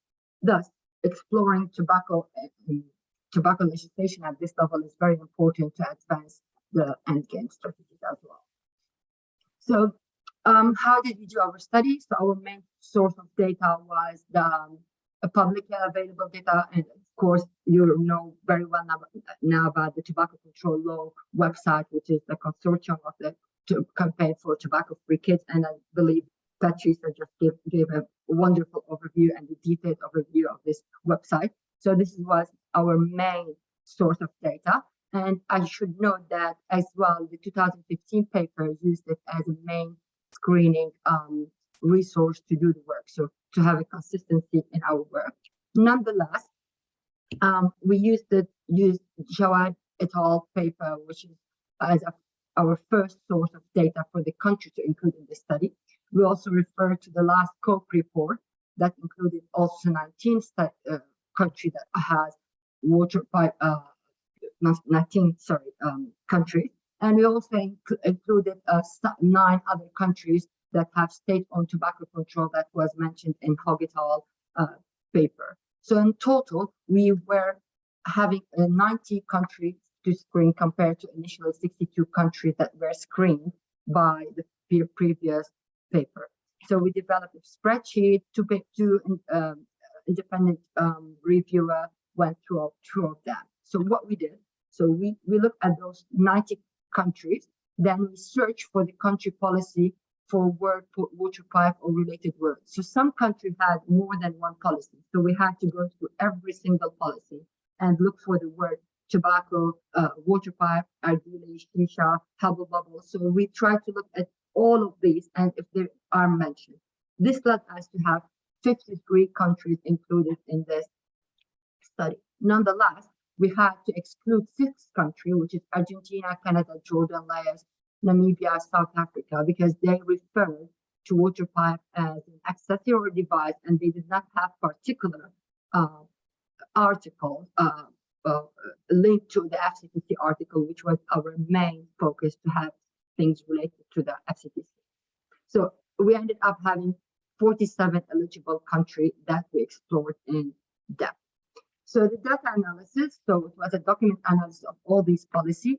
As I said, two reviewer, myself and my colleague Lama, we went through this, and when they were having, we were not kind of a disagreement among us. We went back to the other authors to double check if we agree or not on how this is referred. So we look for the water pipe definition, and we look for association with the FCTC Article 6 and 8 to 16. This led us to have a kind of categorization of these policies and this under 5 type. should be noted. So these were the first one. So the policy have a tobacco product definition that include water pipe tobacco smoking. The second one was tobacco product definition is included, and they specifically address water pipe in some articles. The third one was tobacco product definition include water pipe. However, they specifically focus on other tobacco products in some articles, intentionally exclude water pipe from it. The fourth is divided into 4A and 4B. The policy has a generic definition of tobacco product that does not specifically include water pipe, but there's some degree or legal notice related to water pipe. Compared to 4B, which is the same, the policy has generic definition of tobacco product, but does not specifically include water pipe. However, it has specific clause within the policy that address water pipe. The main difference between this paper and the paper from 2015, we didn't include the paper that do not have specifically the word water pipe. So the paper that used article 1F were excluded from this study because they didn't have. So although the article 1 do cover water pipe, but since they were not mentioning water pipe in particular, they were excluded. And this is the total. So looking at the results, as I said, we had 47 countries. Of these, we had 22 that had specifically defined what water pipe means. And out of the 47, we had 2 of them that considered water pipe as a smoking device, 8 considered as tobacco product, and 37 considered it as both smoking device and a tobacco product. Moving forward, so how they were distributed by region. So you can see that 44.7% of the policy were in the European region, 21.3 are in the Eastern Mediterranean region, 10.6 in the Southeast Asia region, 8.5 both in the America and the Africa, and the least was in the Western Pacific region by 6.4%. Another classification was based on the economic income of the WHO, and this showed that the majority are in high-income country with 34%, then 29.5 were the upper middle income, then moving forward into 18.2 in low middle income and 8.2 in low income countries. Going to the classification, so how were they divided into the different categories? So based on our category, you can see the countries included. I'm not going to go through them and read them, so they are there, but you can also go back and refer to the paper. You can see them more in details. But this means we have 32% of the countries fall under category 1, 13 under category 2, 23 under category 3, and as well 13 under category 4A and 15 under category 15. Putting them together based on the difference, so we can see in category 1, 2, and 4 and 3, the majority were in the European country, and 4 as well 4B. And only 4A had the majority in the African country. And even we're looking at the income, so the category 1 was mainly in upper middle income, category 2 in high income, category 3 in high income, as well category 4 low income, given that is the African region, and category 4B was both high income and low middle income country categorization. With respect to the articles we've been mentioning, we had only 4 out of these 47, which is 8%, that has 7 articles related to the FCTC, where they talk about water pipe in particular. So how they were distributed, we had 26 and 25 for Article 11 and 16. Then moving forward, it was for Article 8, 13, and 14. I'm not going to go in details about what's each article because Patricia suggested that earlier. Then we have 8 countries that talk about Article 6, 9, 10. And the least article spoken about was in only 2 countries. It was about the illicit trade in tobacco products. So moving forward, and so comparing what we've been doing, what was done between the previous study and this one. So the previous study identified 11 countries with state-owned tobacco related policies. Water pipe tobacco policies. In our paper, we found that there's 14 new water pipe tobacco smoking policy. And as I mentioned, we excluded 4 countries from the previous study because of the they only refer to the FCTC Article 1F. And we noticed that from the 11 countries that were mentioned in Jawad et al., where there was China, Iran, Syria, and Uganda that have updated since 2015 their water pipe policy. And the previous study we had, the review were based on Article 8, 11, and 13. But in our case, as you have seen, we extended it and we included Article 6, 8 to 16 as well. If you go back to the categorization, we can see that the first two categories consist 45% of the country fall under the first two categories, which is okay to start with. But interestingly, that 62% of the state-owned tobacco companies are falling under category 1 and 2. As well, when looking at the article, we mentioned that 8% included FCTC or more than 7 FCTC articles, and of which 75% were state-owned tobacco companies. So which category is preferred for policy strategy? Obviously, it's category 1 and 2, but looking between category 1 and 2, category 2 would be better. So even though that category 1 includes countries that clearly define water pipe as part of the tobacco product definition, but we couldn't make conclusion as the strength of this policy without looking more carefully at the nature of the regulation and the extent at which this addressed the uniqueness of water pipes tobacco smoking. To give an example, we had 73% of the country that fall under category 1 addressed Article 11, but it was unclear if these guidance are really tailored to water pipe smoking. While category 2, it is in this case a preferred policy strategy to move on, and given how specific it is. So based on what we've been presenting, so despite there is a growing acknowledgement on the importance of water pipe tobacco smoking policy and the number of countries that have regulation in place, but we can see that the water pipe tobacco smoking policy are still not as the comprehensive one, and the detailed one did not really increase, although the total number had increased overall. Based on that, some of their recommendations were, especially that we've been talking about the importance of the categorization, is for the expert group to come together and should convene to develop consensus about the indicators of relevance, strength, and specificity in relation to water pipe tobacco specific policy to advance the field. So where to put them in which category and how to move forward. As well, when doing that and developing, it's very important, as we've been seeing throughout this conference, to pay attention to tobacco industry interference in tobacco-related policies. And as well as I've been mentioning, that country considering endgame strategy, it would be very important for them to look at water pipe, given the fact that there are countries that do have water pipe tobacco related policies as well.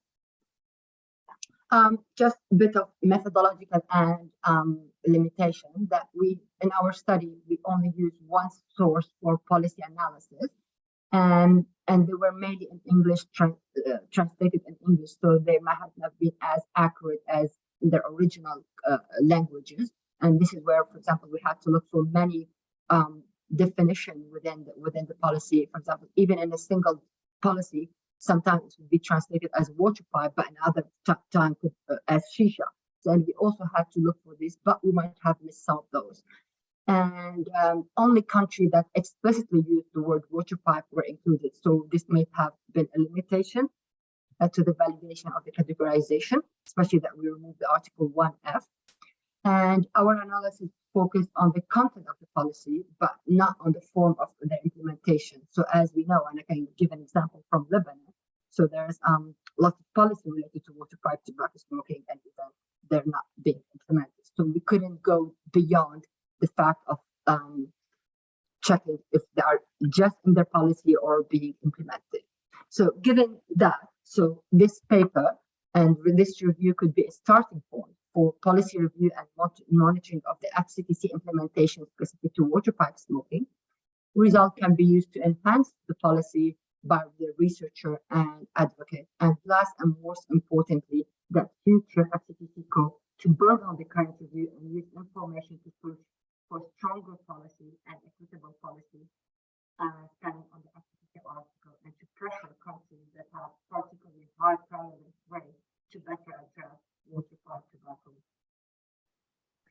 it for me, and thank you.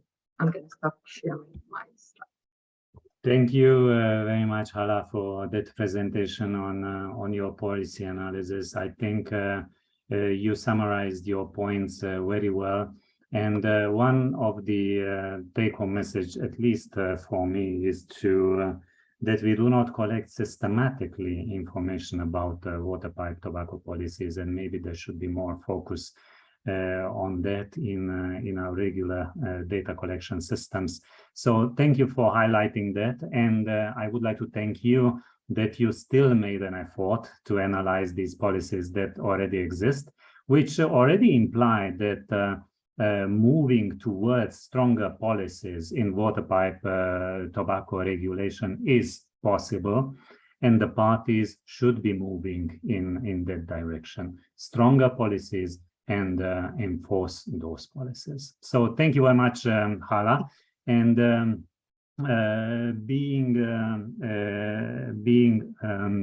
let's say concerned of the time that this passes quickly, I would like to move to the last presentation of this session, and I would like to invite Dr. Maya Romani to make a presentation on waterpipe-specific cessation protocols and practices. And Dr. Romani is the director of the American University of Beirut's Health and Wellness Center and Healthcare Professional Development Center. She's a specialist in family and lifestyle medicine, tobacco cessation, and corporate wellness. She's also in charge of AUB's tobacco cessation program and a diplomat of the International Board of Lifestyle Medicine. Dr. Romani is a Van Dyke medical educator and associate director of the Family Medicine Residency Program at the Faculty of Medicine at AUB. She has authored various book chapters and research articles published in peer-reviewed journals. So, Dr. Romani, you have the floor. Thank you so much, Dr. Taiber, for this presentation and this introduction. And thank you so much for staying with us. It's been like a long journey, especially for countries in our area. So it's now 5:20. So your presence with us is really very much appreciated. So basically, it's tough to talk about water pipe cessation protocols since they are really like little or limited, let's say. So I will go very briefly over some introductions, and then we'll quickly jump into specific actions to take from a clinical perspective regarding water pipe cessation. Dr. Romani, would you move to presentation mode, please? So you're not being able to see my presentation now? I see, we see that now it's okay. Yes, now yes. it's okay. Okay. Now we can. Perfect. So I have nothing to disclose, and I have no conflict of interest except that I am a smoking cessation specialist. So I'm very much into cessation. You are water pipe experts, so there is no need to remind you that water pipe is a global phenomena. However, clinically speaking, we have really a misconception that water pipe smokers see that it is less harmful than cigarettes, which make it tough on us to convince people and patients to stop smoking. So even though the smoke passes through water, the inhaled smoke contains high levels of toxic materials and carcinogenic. And also, as a quick reminder, that 1 hour of water pipe smoking involves around 200 puffs as compared to 20 puffs only when smoking a cigarette, which poses significant clinical and public health risk and, of course, emergency or emergent crisis. To remind you as well that in the water pipe, we have two types of smoke, side stream 1 and mainstream 1. And this also poses a significant risk because of the amount of smoke. As a quick reminder of the toxins in the water pipe smoke, we have in the side stream smoke coming from the charcoal, the carbon monoxide, and carcinogen polycyclic aromatic hydrocarbons. And from the mainstream smoke, which is specific to tobacco, the nitrosamine, polycyclic aromatic hydrocarbons, volatile aldehydes, benzene, nitric oxide, and of course, heavy metals. If we want to compare the smoke composition of water pipe, whereas to cigarettes, we can see that comparing 45-minute session of water pipe is equivalent in benzopyrene to almost 2 packs of cigarettes. In terms of aldehyde, it's compared to like 5 cigarettes. Carbon monoxide is equivalent to 2 packs. The amount of tar in one session of water pipe or shisha is equivalent to 3 packs, and the amount of nicotine is equivalent to 3 cigarettes. Of course, in the with the rest, it's like obvious that the total particum is equivalent to around 7 packs of cigarettes. Talking about the side stream, we can see that the fume or smoke coming from charcoal contains benzopyrene, which is equivalent to 4 cigarettes. As a summary of the water pipe, on the evidence of water pipe smoking health risk, water pipe smoking causes serious health consequences. We have strong evidence on cancer, lung, bladder, esophageal, stomach, and oral cavity. Of course, it's linked to cardiovascular disease, and it decreases lung function and causes chronic bronchitis. Other health risks than heart, lung, and cancer, it affects the reproductive and development system, where it is linked to low birth weight, increased risk of newborn respiratory diseases, and of course, decreased fertility.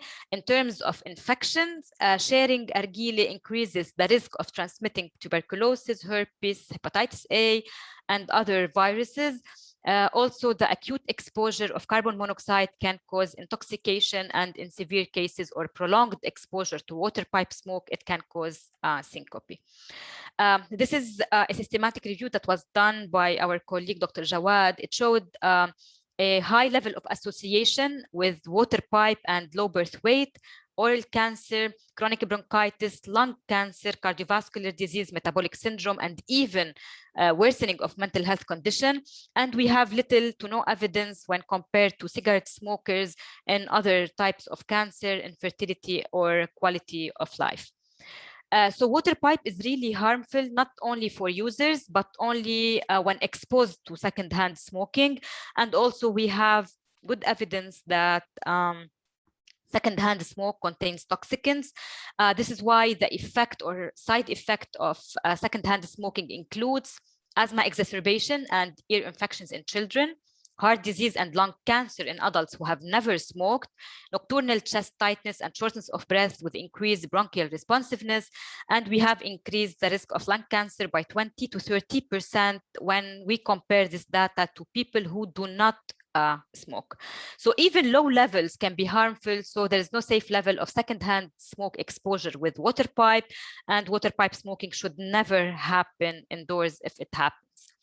So what are the benefits of water pipe smoking cessation? So smokers who stop water pipe can reverse the increase of airway resistance and reduces the increase of the levels of tumor necrosis factors.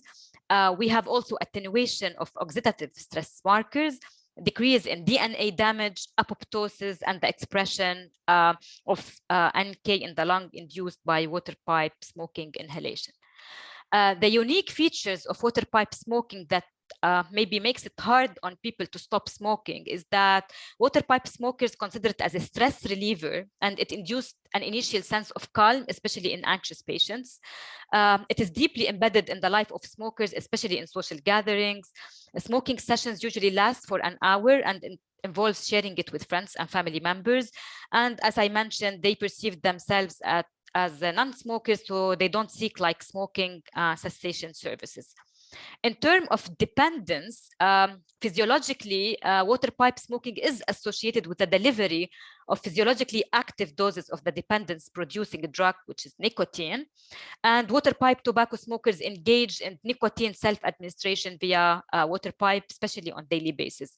We have also the emotional component of dependence because people use it as a primary coping mechanism for stress or for anxiety. Behavioral dependence because it's linked with a special situation, and the social component because it's linked with outings and social gathering.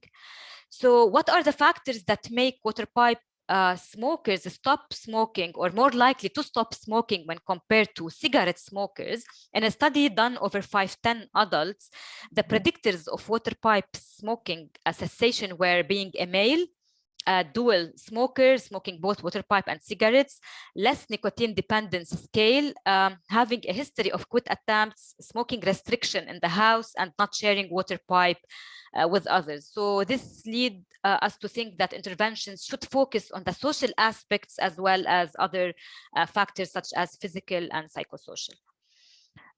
Talking briefly about water pipe smoking and nicotine, we all know that nicotine is a mild psychomotor stimulant, and water pipe smokers use flavored tobacco and unflavored tobacco heads.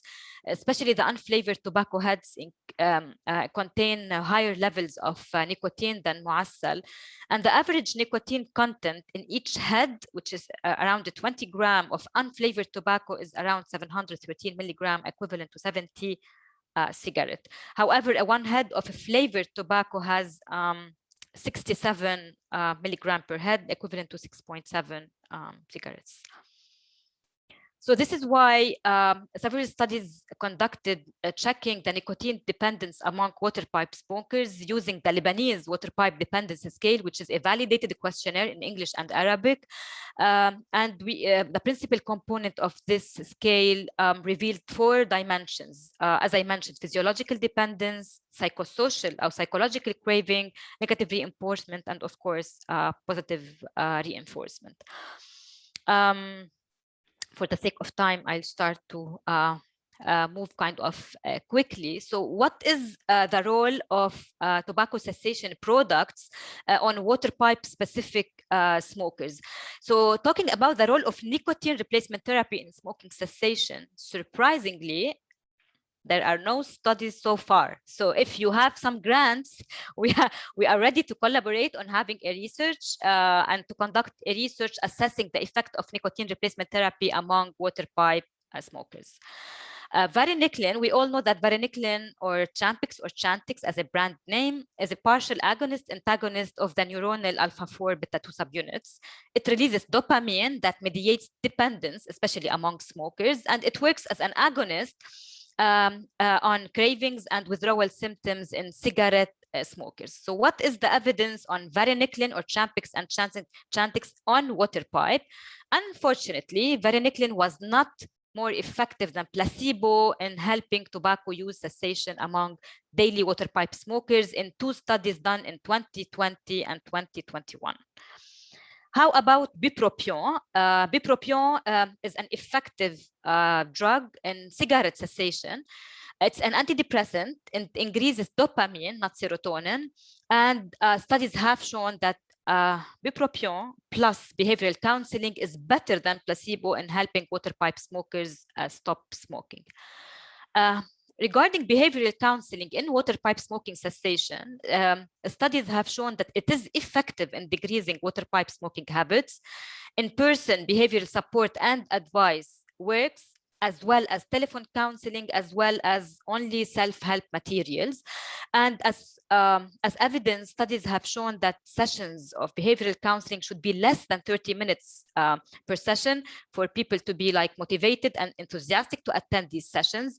Patients should also receive more than 4 counseling sessions to be effective, and behavioral interventions can be delivered by physicians, nurses, psychologists, social workers, and cessation counselors, and they can be delivered either individually or in groups. So these are the specific specifications actually of behavioral counseling sessions in water pipe cessation.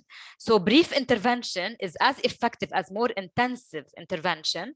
Motivation and confidence and having quit previously predicted adherence to cessation protocols in behavioral counseling, and previous success in quitting also predicted cessation.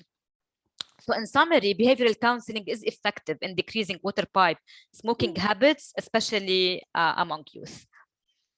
What are the challenges we as physicians or clinicians encounter usually with water pipe cessation in the smoking cessation or tobacco treatment clinics? From the user's perspective, they see it as relatively harmless compared with cigarette. It's socially acceptable to smoke, even if your age is young. Confidence in the ability to quit, and water pipe users may be associated with a transition from social to kind of solitary use. and water pipe users who are not nicotine, tobacco dependent, maybe occasional smokers who engage in the behavior to relax or to improve their mental well-being. From perspective of physicians, unfortunately, in some cultures, 30% of physicians are actually water pipe smokers.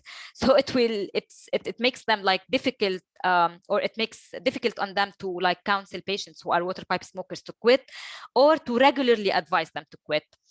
And also we have lack of medical curriculum addressing water pipe in specific in medical schools, and also in specialties that are linked with tobacco smoking. We have also lack of evidence of high quality studies to recommend behavioral and specific pharmacological interventions for patients seeking water pipe cessation. What are the primary care physicians' perspective? I mean, family doctors and general practitioners. We at AUB, we conducted a study that showed that only 38% of doctors, primary care doctors, think similar techniques are used for the cessation of smoking of both cigarette and water pipe. I mean, behavioral counseling. 30% of doctors tend to counsel against cigarette more than water pipe smoking. And of course, as I mentioned, we lack knowledge about water pipe smoking cessation techniques. So final words, water pipe smoking involves multidimensional dependence, which make it difficult to attain high cessation rates. It's related to physical dependence, nicotine, emotional, psychological, behavioral, and social, which poses urgent need for water pipe specific dependence measure that considers features of water pipe use that makes it different from other tobacco forms. Water pipe specific behavioral counseling are much needed, and we need more research on the effectiveness of pharmacotherapies for water pipe tobacco cessation. And since we lack evidence on interventions, this is why tobacco policies should be implemented urgently to prevent its further global spread. And in case of water pipe, prevention is the key. Thank you very much, and I'm happy to welcome your questions. Thank you very much, Dr. Romani, in looking at this very specific aspect of water pipe tobacco control and I mean cessation. I think it's a very important component, because if we strengthen water pipe control policies, then we will have more, hopefully more users that would like to request assistance for their quitting attempts. There are some questions in relation to the last two presentations in the Q&A, and I would like to invite Dr. Romani and Hala to look at those questions and try to respond them. And also the participants, you can retrieve the questions and answers among the answered questions, so that you can reach out and you can read the responses to those questions, because we will not bring up questions now due to the lack of time. And that was the last presentation in the session, which covered different aspects of water pipe tobacco control, including taxation, policies related to water pipe control, and also cessation of use of water pipes. So it was a quite comprehensive session that looked at different aspects of water pipe tobacco control. And I would like to thank all presenters who participated in this session, and also the engagement of participants in this session. With that said, I would like to thank your attention in this session, and would like to give back the floor to Ghazi. Thank you. Tibor, thank you very much for moderating this session. I think this session was really useful and helpful and highly informative. I think it gave us the basics for taxation and how this can be applied to water pipe. And I think some innovative ideas have been proposed. So this opens the floor for future work, I hope. And Patricia, it was great seeing you, and thank you for your participation. I know your group have done some wonderful work on creating a template that would help regulators in trying to regulate water pipe tobacco use. So hopefully this would be shared with us, and we can share it with our audience at a future discussions. Without holding back, and again, it was good to see some of Hala and Maya with their presentations. Next, I will call on the next moderator. Fatima Al-Awa does not need any introduction to this group. or to all of us. Fatima has been also a strong advocate and supporter of the Knowledge Hub on water pipe tobacco smoking. To get to the official business and the title, she's the Regional Advisor for the Tobacco Free Initiative that was established as a priority program to reduce the global burden of disease and death. Fatima is a very dynamic person. She supports 22 member states of EMRO in applying, adopting, and developing tobacco control policies. She's after all of us to stay in order and try to implement useful policies. She has a legal background, and she continues to coordinate between the region and other international partners on tobacco control activities through her interrelationships and networking. Most recently, another acknowledgement of her work during the COVID pandemic. She was very instrumental in trying to work with countries to implement banning regulations on water pipe use in public areas, and that was really, and also issued a pretty useful and helpful directive as well as advisory.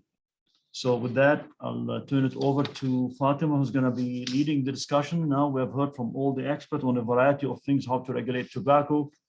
The point come now is to see how this is being implemented on the ground and see what are the experiences and what are the challenges and how we can learn from them to set the stage for future work in light of all what we have heard over the past 2 days. Fatima, I'll turn it over to you and thank you for joining us. Thank you very much, Dr. Ghazi, for your kind words, and thank you for involving me in this very instrumental event for our region and globally. I think many messages came along through the last few days, and indeed it will be complemented by the 3 presentations ahead. We have 3 presenters from 3 regions to engage us in their national experience. I think one of the key messages, Dr. Ghazi, and I hope you agree that the more we do, the more is needed in tackling water pipe tobacco smoking. The situation is revealing many gaps. There is still data gaps at all levels. We need to have continued reality check. We have seen existence legislation without implementation. The Empower implementation on tobacco, water pipe tobacco smoking is on paper very good, but in reality there is a challenge. Of course, the COVID gave us a few very important lessons. Together with the Knowledge Hub, we issued 2 documents that were very important in encouraging 17 countries to ban water pipe tobacco use. This is taking me to Patricia Lambert, a very important message that without political commitment, there is no possibility of controlling water pipe tobacco smoke. And at that time, there was definitely a strong political will, faded away as we were moving out of COVID relatively. And we saw that this ban is not in place anymore. But definitely, I think with events like this, with presentations like the ones we heard, definitely we have a very good roadmap ahead of us in controlling water pipe.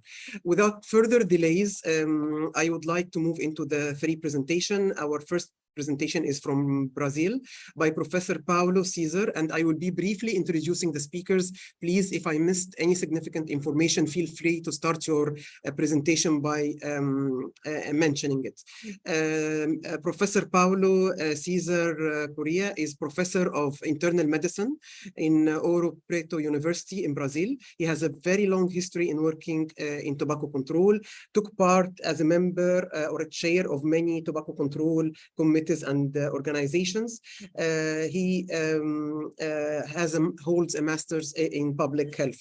So, Dr. Paulo, the floor is yours.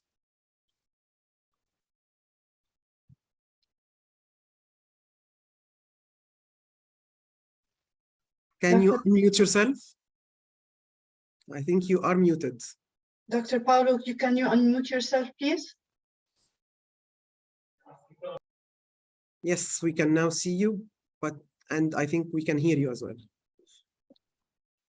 So hi everyone, sorry for the lack of skills in computing. I hope you see my slides and see my voice and see my face. Yes, we can hear you, Doctor. Okay, thank you. Thank you so much. Thanks for having me. In the next 15 minutes or so, I will go through some of the water pipe smoking epidemic in Brazil and the challenges for the Brazilian National Tobacco Control Program. My disclosures, I have developed videos and educational materials for training primary care physicians, especially in COPD and asthma. I am a chest physician. Water pipe smoking is a worldwide social phenomenon, as Dr. Hamani just said. While the use of cigarette has declined in the last few decades, the use of non-cigarette tobacco products has increased in many countries, which is the case of Brazil, US, and other countries. Few countries have conducted systematic epidemiological surveys to assess the prevalence of water pipe smoking. This is a very known paper. It was published in 2011, and it had no data on Brazil. So I will try to show you some of the epidemiological data. We have these surveys, Vigil Scholar and TETSiM. TETSiM is for short of National Students Survey. It has a nice acronym in Portuguese, which is TENS, which will be think. I will use think to make it easier for you. This data goes into the Global Youth Tobacco Survey. We have also a smoking profile among college students. The last one was conducted in 2011, and we have the national smoking surveys. In 28, we have PETAB, and starting in 2013, we have the National Health Survey. So the aims of these presentations are threefold. Understand the water pipe smoking phenomenon in Brazil, its beginning in 2000, how it became an epidemic, and its dissemination by a soap opera in primetime TV. Briefly show you some epidemiological debate and epidemiological data, and highlight the challenges for the Brazilian tobacco control. So Globo TV is huge in Brazil. Globo is the largest media group. It has extensive media coverage, about 98% of the country municipalities in the 1990s. The vast majority of the Brazilian population across all social classes watches the 9 p.m. soap opera, which is called novelas here in Brazil. Alberto Schong led these interesting papers. Soap operas are the most pervasive forms of cultural communication in Brazilian society, and these two papers I will briefly show you have helped shape the soap operas have helped shape women's view on divorce and childbearing in critical ways. So these studies were conducted between 1970 and 1991. Average schooling for women in this period was 3.2 years. Probability of a woman giving birth in areas covered by the global sign decreased by 0.6 percentage points more than in areas without its coverage. The effect size is comparable to that associated with an increase of 2 years in women's education. So the conclusion of the researchers was that constant exposure to the smaller, less burdened families depicted on television may have created a preference for fewer children among these women. Small communities had an increment, the second paper, small communities had an increment of 0.1 to 0.2 percentage points in the share of women aged 15 to 49 years old that got divorced or separated. Once again, the effect size is comparable to an increase in 6 months of woman education. So the divorce taxes jumped more than 5-fold.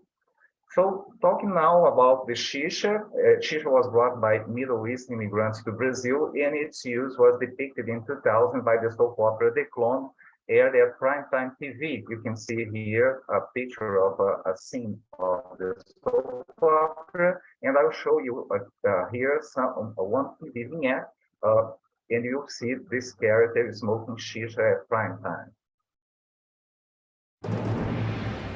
Albieri está disposto a contar o segredo de Léo para Ali. Eu cheguei no limite. Eu tenho a impressão que só uma mágica me salvaria. Hoje, vale a pena ver de novo o clone. So the soap opera aired at prime time, and then about a year later, it was aired in this rerun at the afternoons when children come back from school and could see it. See, this is 2004 media coverage telling that global got the genie out of the bottle. Now, Shisha started becoming popular about 2 to 3 years after the soap opera aired. Here we have some data from 2008. We had a prevalence of 17% of smokers in Brazil, and we have the percentage of 0.8 of smoking other tobacco products.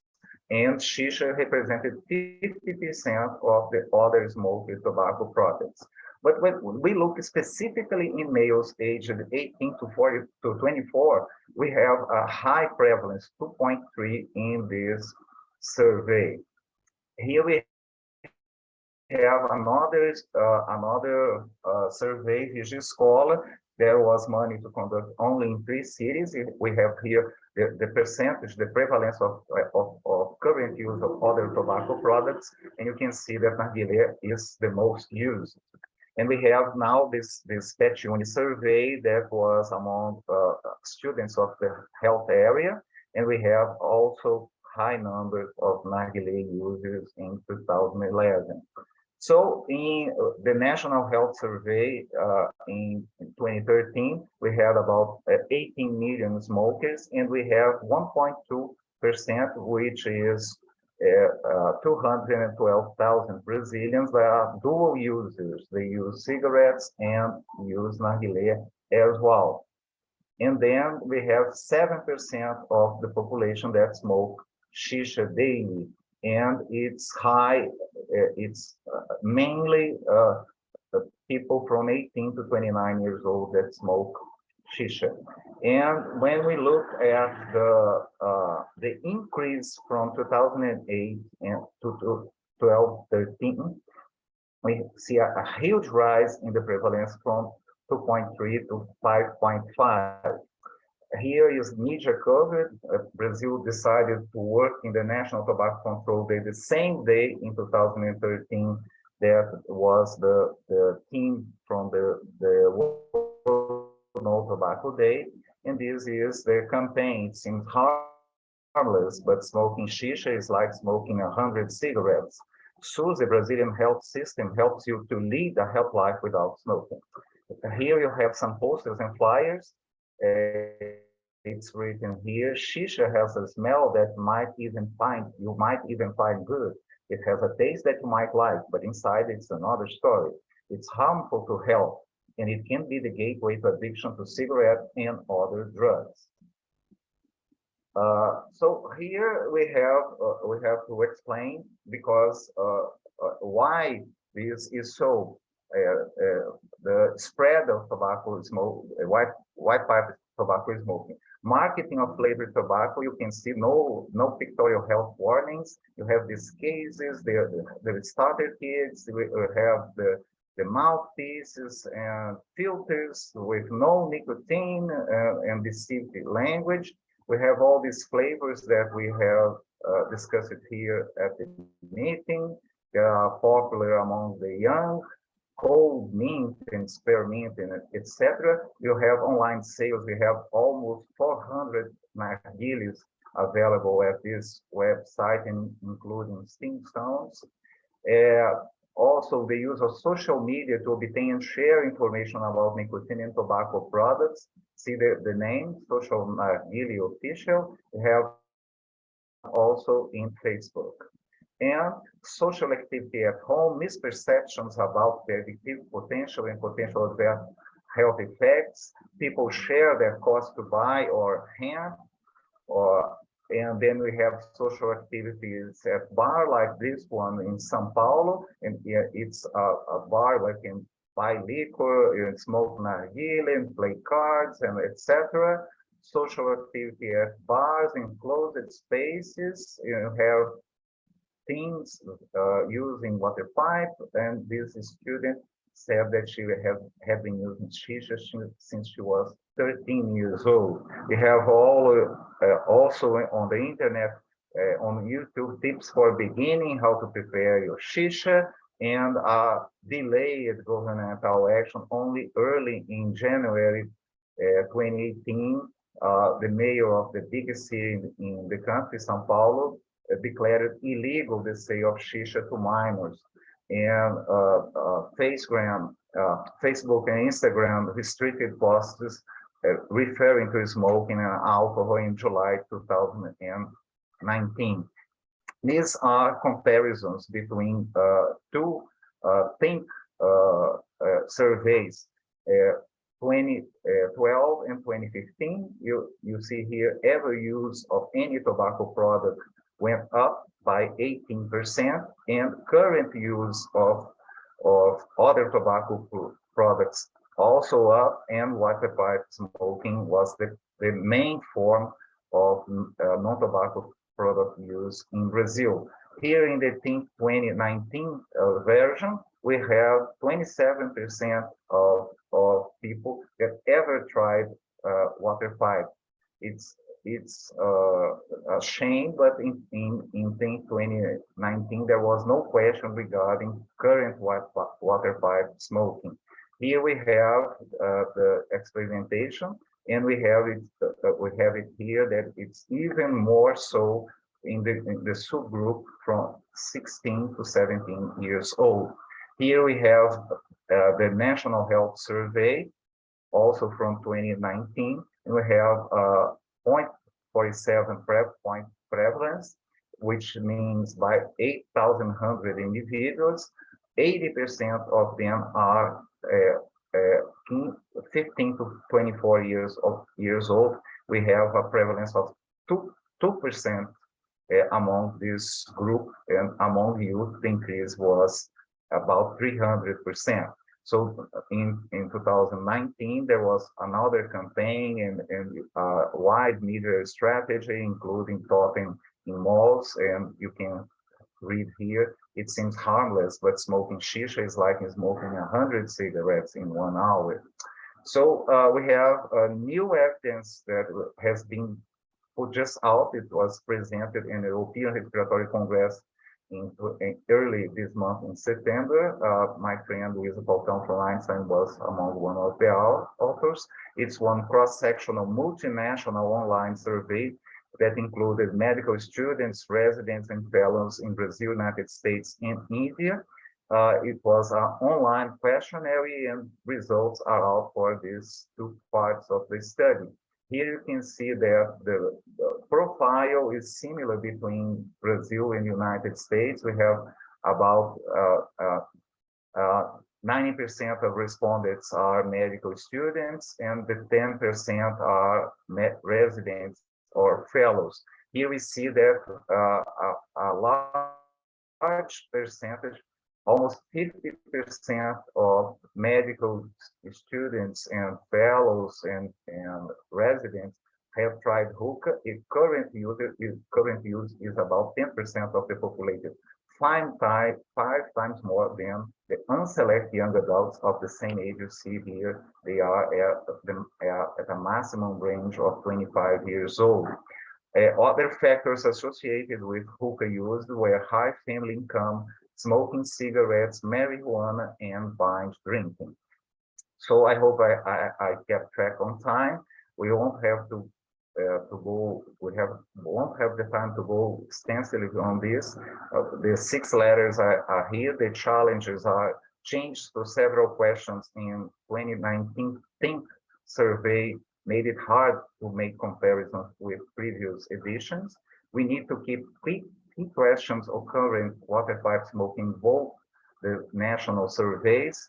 We need enforcement of smoke-free legislation. Even medical students and residents didn't acknowledge the risks of passive smoke, raise public awareness. There are also questions In fact, we need to teach well medical students at college. We have to tailor treatments specifically for teenagers and young adults, include cetirizine and varenicline in the list of drugs available in the public health system, put warning labels on water pipe devices, as we have discussed extensively in this meeting, including those available at bars and lightning charcoal and etc. And also development and enforcement of legislation specifically drafted for the online environment and social media. Tobacco is very affordable in Brazil. We have a scenario of high inflation in the last 2 years, while the minimum price of cigarette has been at $1 since 2017. My take-home messages are water pipe smoking use among adolescents and young adults is a public health problem in Brazil. Prevalence of experimentation in teens with water pipe are high and have been increasing in the last 2 decades. And among Brazilian medical trainees, prevalence of water pipe smoking were higher, 5 times higher than that on selected young adults. Thank you so much for your attention. Thank you very much, Professor Paulo. I think this is very interesting presentation, and indeed it confirms that the water pipe epidemic is spreading. We thought that the center of it is the Middle East and the East Mediterranean region, but we now see data coming from Brazil showing exactly a mirror picture of what is happening in EMRO, being the second widely used tobacco product after cigarette. It is the same data that we are getting through the Global Youth Tobacco Survey in our region. But I have one question for you, and I want to look at if there are any questions in the.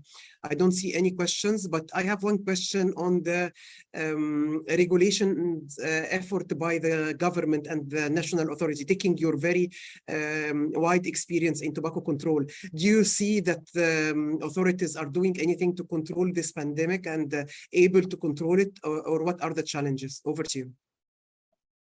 Thank you for this nice question, Fatima. We have a huge problem with legal actions by the tobacco industry in Brazil.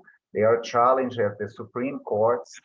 You have many restrictions on putting flavors and additives in tobacco, and they have been challenging this. So it's been very hard. They use, we have a complex legal system, and you can challenge at many points these regulations. So we are having really a hard time here trying to make the legislation protect the Brazilian people. Thank you very much for this feedback. What we are seeing also, and what has been confirmed through the last 2 days, is that the tobacco industry is trying to break down the fight against tobacco. So they are splitting the products and splitting the regions and splitting the countries and taking and fighting bits and pieces so that they can succeed with the watering down tobacco control legislation and the implementation of the FCTC on all products equally. We have time, so please, I encourage all the participants to post their questions if they have any in the questions and answers section, and I will be monitoring it, and we can come back to Professor Paulo if there are any questions for him later. So we heard the first presentation from the American region, from Brazil, and now we will move to the second region, the Euro region. We have with us Dr. Ayşe Selik, who works as an expert on tobacco control regulations at the Ministry of Agriculture and Forestry of Turkey, Department of Tobacco and Alcohol. She graduated from Ankara University, Faculty of Political Science, and she is taking a continued career into the Middle East studies. She has a long history of working in fighting tobacco and alcohol and monitoring what is happening with these two products' use in Turkey. Dr. Ayşe, the floor is yours, and please feel free to complement the introduction that I gave if I missed anything. Over to you. Thank you very much, Dr. El-Awayi, for this introduction. And I'm very happy to be invited to this a very useful organization. And I say hello to everyone. I'm very happy to be a part of this Congress and to be here with the distinguished delegates from all over the world and also from the IMRO region. I will share my screen now. Please allow me for this. Do you see? Yes, Okay. Doctor, if you can run it on slideshow. Okay. Okay, then. Thank you.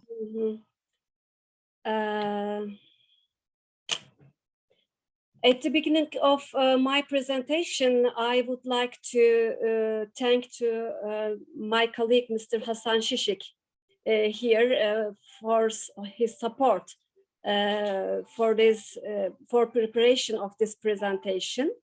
We are together here. Türkiye experience on plain packaging of tobacco products, including water pipes, is our topic here. Our focus is packaging and labeling measures. There is no need to remind the measures for demand reduction of FCTC to the distinguished experts here, but for the integrity of text, I will briefly talk about the measures for demand reduction of FCTC. And I will talk about our department, who is responsible for the implementation of packaging and labeling measures. And after that, I will go into details of packaging and labeling measures on tobacco products. As subtitles, I will use plain packaging, warnings on tobacco product packets and packages, and other packaging labeling measures. And also, at the end of my presentation, I will focus on the packaging and labeling of water pipe tobacco products and also the health warnings on water pipe bottles. As it is very well known by the participants, measures for demand reduction in FCTC, Article 6, 8, 9, 10, 11, 12, 13, and 14. My presentation is about Article 11, packaging and labeling measures of FCTC, and also they are related to the warn and enforced measures of WHO Empower Policy Package. Who is responsible for the implementation of these regulations in Türkiye? Article 11 packaging and labeling measures are implemented by the Tobacco and Alcohol Department of Ministry of Agriculture. This is authorized for regulating and monitoring the markets of tobacco, tobacco products, alcohol, alcoholic beverages from production to sales points. Its mandate covers tobacco and alcohol control measures. When we come to the plain packaging, it is very well known. WHO describes plain packaging as a significant demand reduction measure, reduces the attractiveness of tobacco products, restricts the use of tobacco packaging as tobacco advertising and promotion, restricts misleading packaging and labeling, and increases the effectiveness of health warnings. And we utilize the FCTC frame for our legislation. So we amended our legislation in 2018, our act and our labeling regulation in this term. Our plain packaging legislation is valid for all types of tobacco products. In this term, cigarettes, roll your own tobacco products, water pipe tobacco products, cigars and cigarillos, and pipe tobacco products are subject to the plain packaging. Firstly, we envisaged this plain packaging measures in our National Tobacco Control Action Plan, and then we amended our act and labeling regulation, And all these regulations entered into force for all tobacco products at the manufacturer level at the end of the 2019, and the retailer level in the beginning of the 2020. What are the standardized features for these packages? You see on the slide a soft cigarette package, and in my hand there is a water pipe tobacco product package. If you can see the color of the outer and the inner surfaces of the package, the shape and size of the package, color of the brand, font and font size of the brand, location, writing style of the brand, and the type of the lid. And we see the health warnings, manufacturer, company name, and contact information and barcode. These standardized features of products may vary according to tobacco product categories. For example, the type of the shape or type of the cigarette package or water pipe tobacco product. You see the very colorful examples of previous tobacco products packages for cigarette packages. After that, after the regulation, the package is produced in one color. Combined health warning is applied starting from the top edge of the package. Brand and variety name spelling has become standard. And instead of emission information on the package, we use the general information and information warning messages in conformity with the guidelines of the Article 11. Plain packaging, along with the plain packaging regulation, we amended our regulations on the way, for example, the health warnings. It has actually, our health warnings are valid since 2010, but we are gradually improving our implementation. So it has become mandatory to have combined health warnings on both sides of the packages.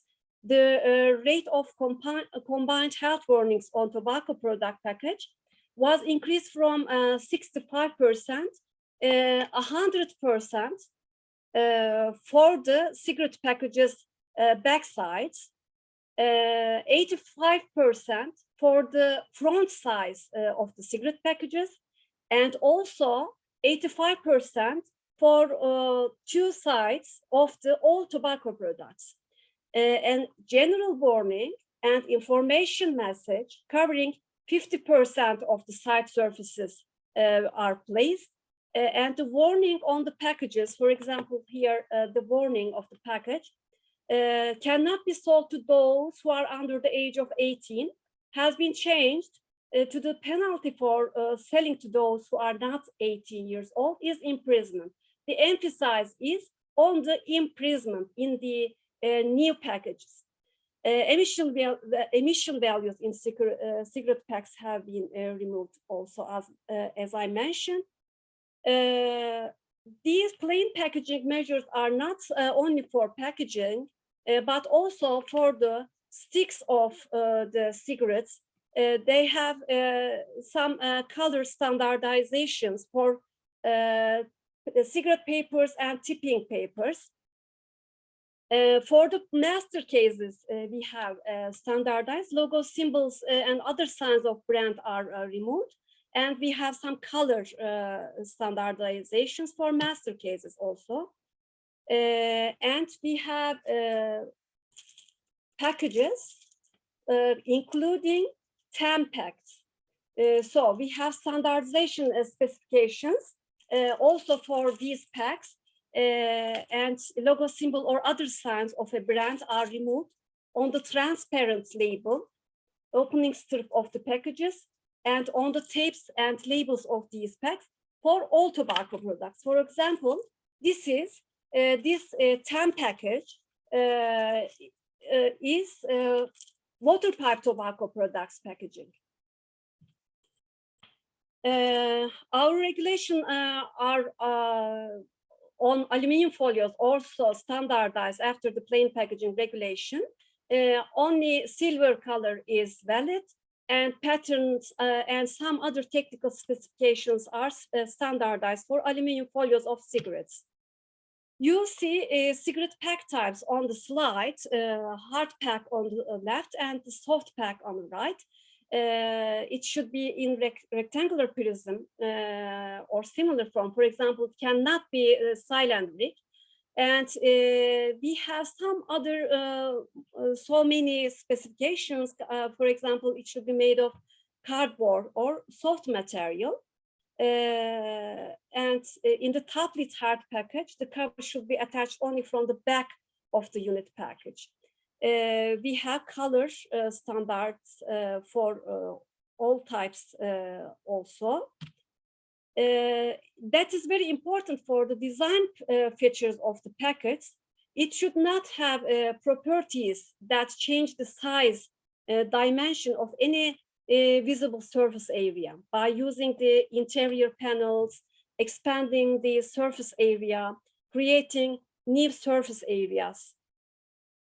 You see the roll your own tobacco product package types, plain back package, foldable back package, and vertical back types. And you see the some package types according to the weights. These are our cigar and cigarilla package types, rectangular prism, all of them are rectangular prism. This is the with hinge cover, and this is also with hinge cover, but this is the narrow, and the other is the large one. For cigar and cigarilla, we have also plain and foldable back packages, and also inner packages should be transparent in the cigar and cigarillas. For pipe package types, plain and foldable back package we have. And I skip to the warnings. Warnings are two types, combined health warnings. They are the combined health warnings and written warnings. Combined health warnings, as a general rule, it includes a pictorial, a written text, a cessation information, and a spatial frame, indicating the harmful effects of tobacco products in Turkish, occupies each of the front and back surfaces. The same combined health warnings are used on both sides. It is ensured that each of the combined warnings appears in each type of product by change periodically. Some more specifications about the health warnings, very technical. We are obtained these health warnings from WHO resource library, and our regulation form and design are compliant with EU tobacco directive. You see the top-down format placement as it is in my hand. This is the Waterpipe tobacco product, 50 grams. Placement photo at the top, warning text in the middle, and cessation information at the bottom. And photo covers 50% of the health warnings, and warning text 40%, and cessation information 10%. In the side-by-side format, the area, covering area is the same, but the placement of the photo and the warning text is different according to the shape of the package. You see our library we use in our tobacco products. These are top-down formats, and these are the side-by-side formats. When we come to the written warnings, we have a general warning and information message.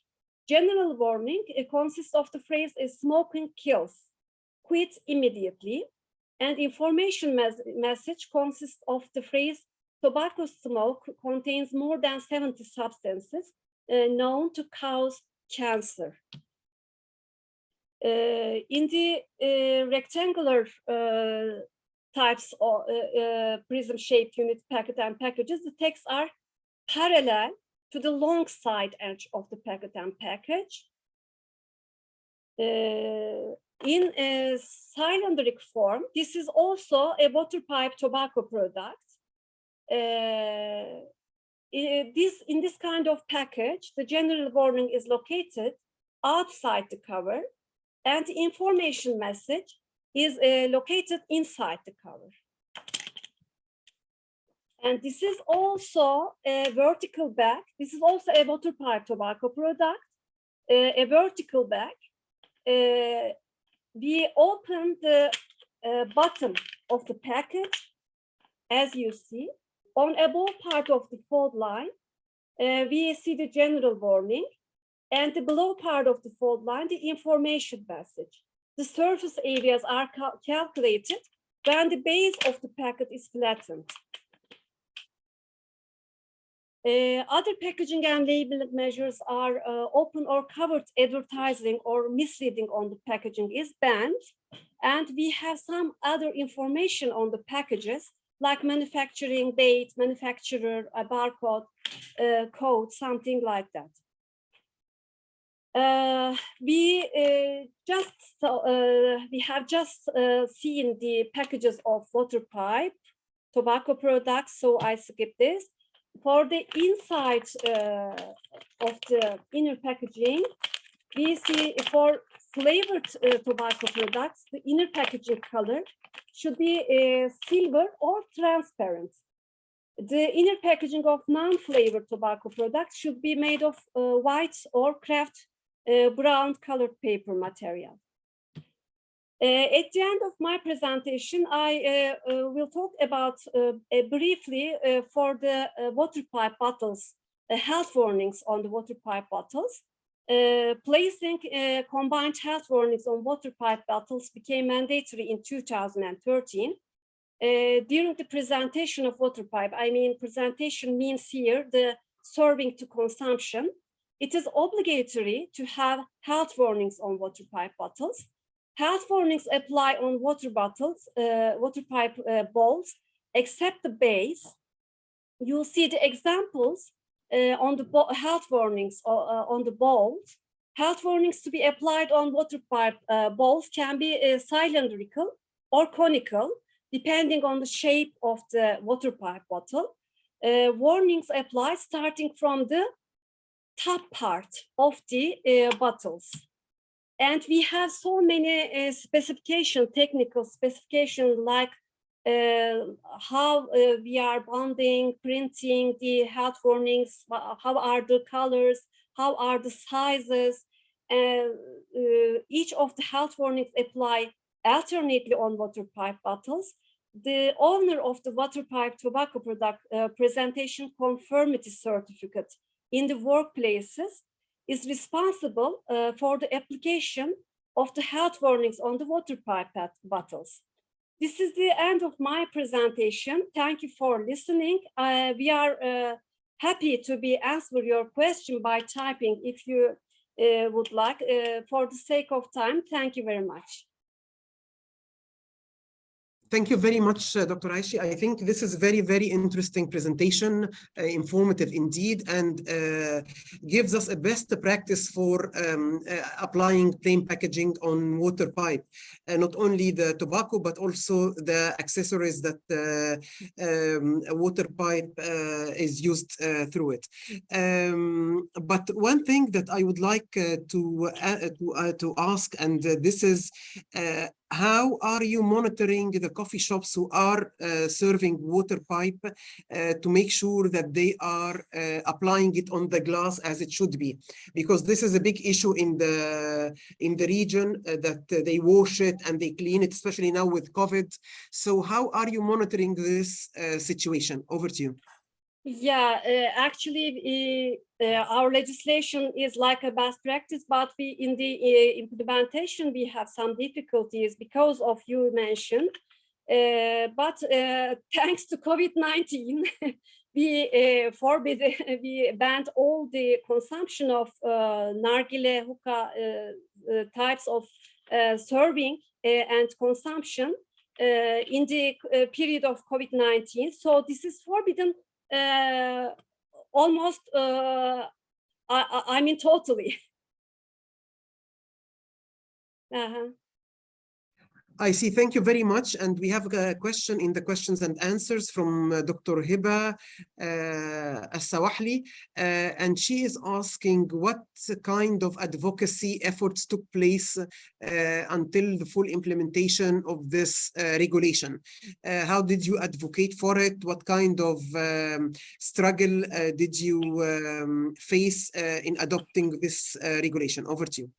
Yes, thank you very much for the question. Actually, our Green Crescent Society, who works on the tobacco control measures and campaigns, prepared so useful campaigns for the detrimental effects of water pipe using, and it tried to give messages that it is not a fashion. It is not a tradition. I mean, although it is a tradition, it is harmful.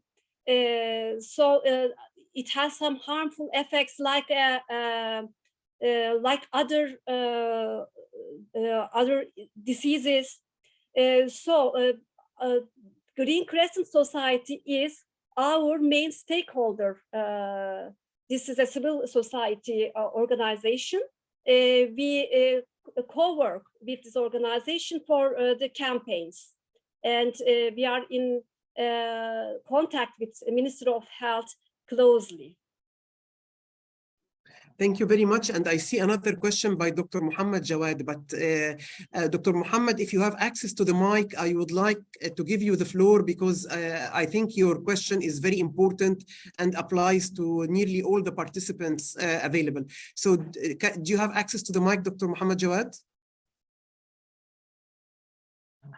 Yes, I do. Thank you. Go thank ahead. you for the presentation, and thank you for inviting me to speak. So my question was about the actual water bottle, or the pipe itself, and whether anyone has given any thought to standardizing the pipe to remove other attractive features from it, such as the colors and the shapes and the styles, which in my opinion are very attractive, even if they were to have a health warning on them. So have there been any conversations about this? Has anyone, put this on the table for consideration? Your thoughts and opinions are very much welcome, so thank you. Thank you. If I understand truly, you ask about the accessory measures for the accessories other than the bottles. No, the actual bottle itself, the shape of the bottle, the size of the bottle, the colors. Sometimes they make it look very, very fancy, and they might mimic other kind of objects. Okay. Like, Actually, our health warnings cover, close the shape of the bowls. So this is a measure for being attractive of the bottles, I think.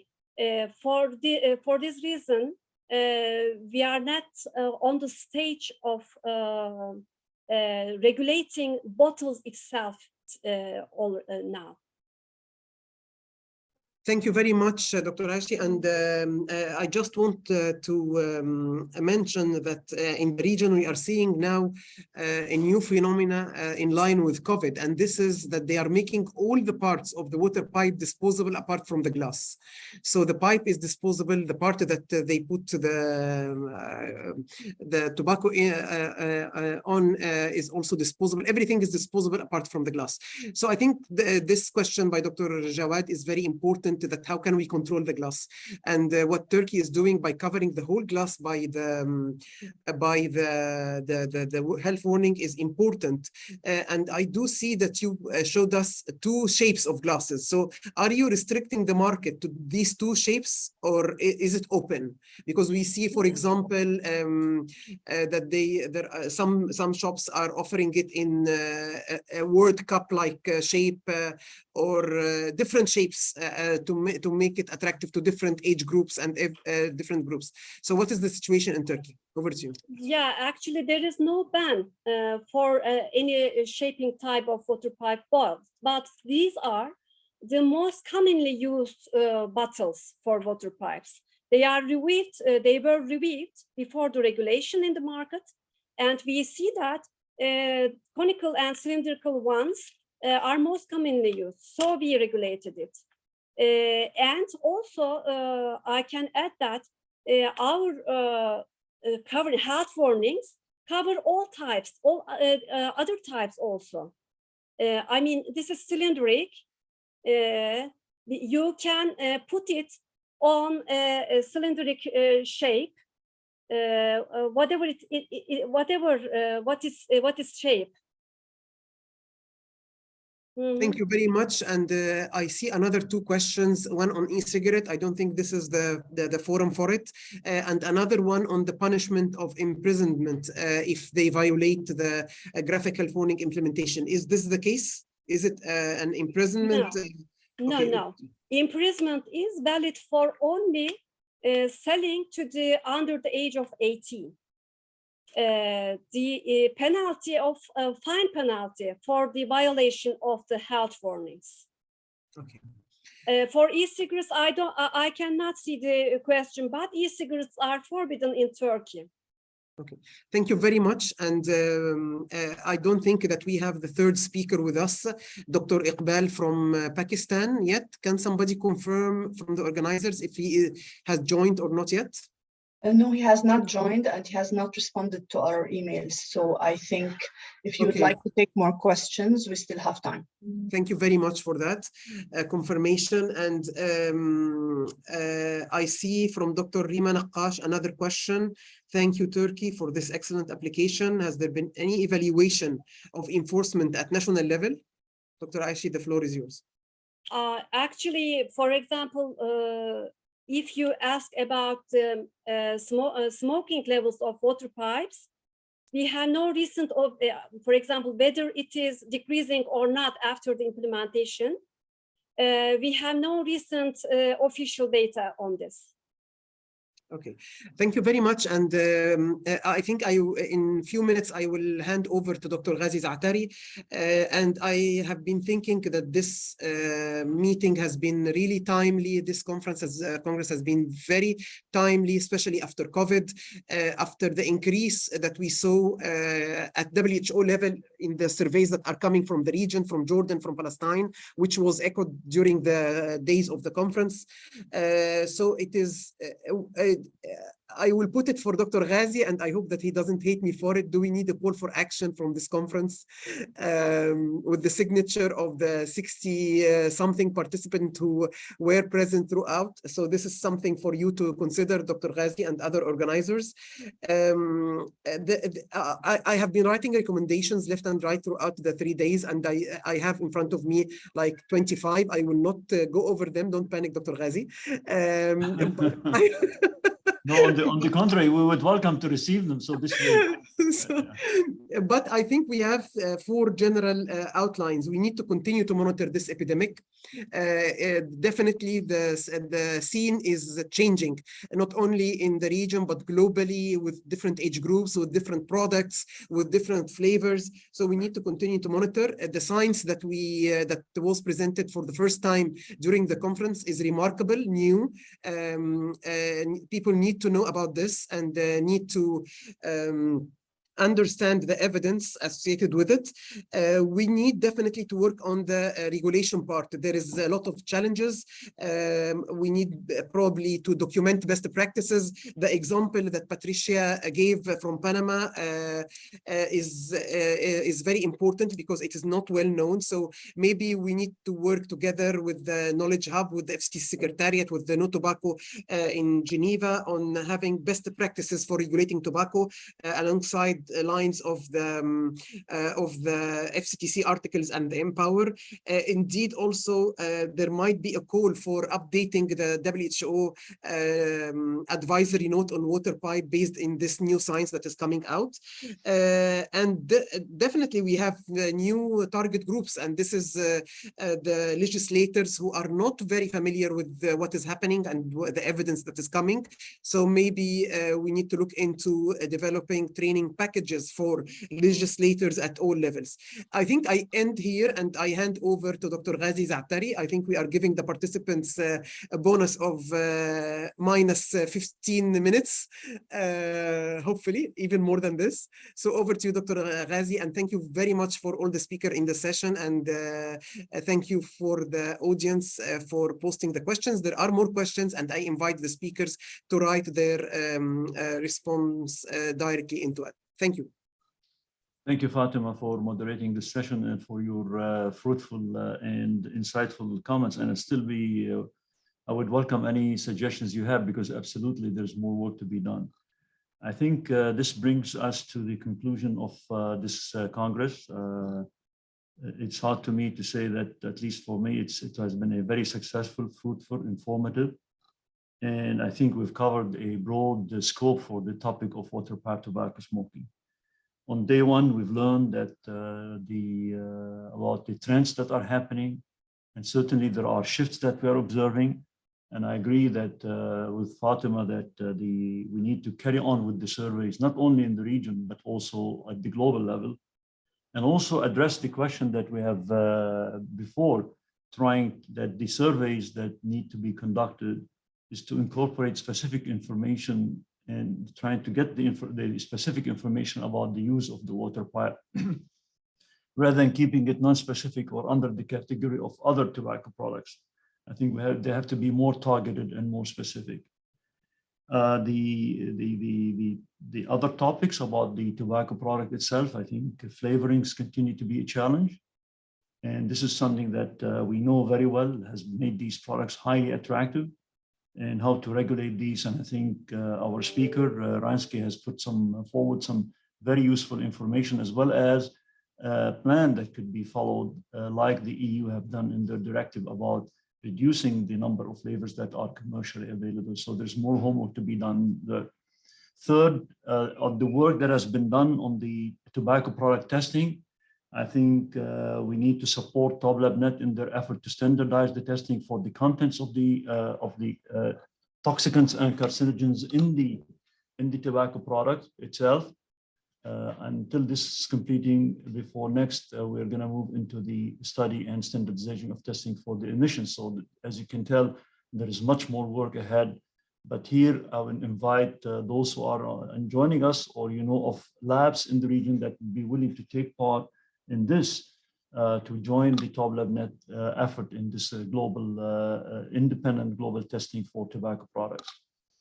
I think we heard some useful information about the labeling, and how this can be useful to the warning labels for reducing the demand on the tobacco products. The product elasticity. I think the discussions today on taxation has been absolutely first class. It went from the basics and built on it to the implementation. I think also here there is a homework to be done. I think thanks Muhammad for joining team with the group from South Africa, and I think there is a lesson that many of us can learn from, and I invite parties who are interested in this topic to follow up on this. Here also, maybe there should be a room for another workshop where we invite finance representatives and officials to learn about how they can improve their taxation scales. And this is maybe Fatima and others, we could work on this, trying to how to incorporate the information that have been gained by these multi-country studies in trying to implement it. Because my experience also, there is, other than the lack of resolve to address this question, but there's also the lack of know-how on how to implement it on this taxation scale. I'm not trying to belittle the knowledge of the taxation experts in any country or any party, but I think there is some information here that can be shared and set the guidelines. The legal framework put forward by the consortium is highly useful. A template has been generated. In the past, TOBREG has generated an advisory that has listed all the practical steps that can be taken to implement all FCTC articles. And I'm glad this is put forward now in a more structured way. And this is something we'd be following up The Knowledge Hub is always a platform for, and we've heard about cessation, the uniqueness of the water pipe in this aspect. And we've learned from individual countries. We're always would like countries, parties to share with us their experience with water pipe. The Knowledge Hub is always seeking information about this. We've had in so many occasions tried to seek out this knowledge in order to share it with the member states, as well as people who seek information from us at the Knowledge Hub. So this is in brief the way I have seen an observation of this meeting. We've learned a lot, but like many of these congresses, there's more homework to be done in the future. Now, Fatima said about the, I know in the past 3 congresses, we came out with declaration.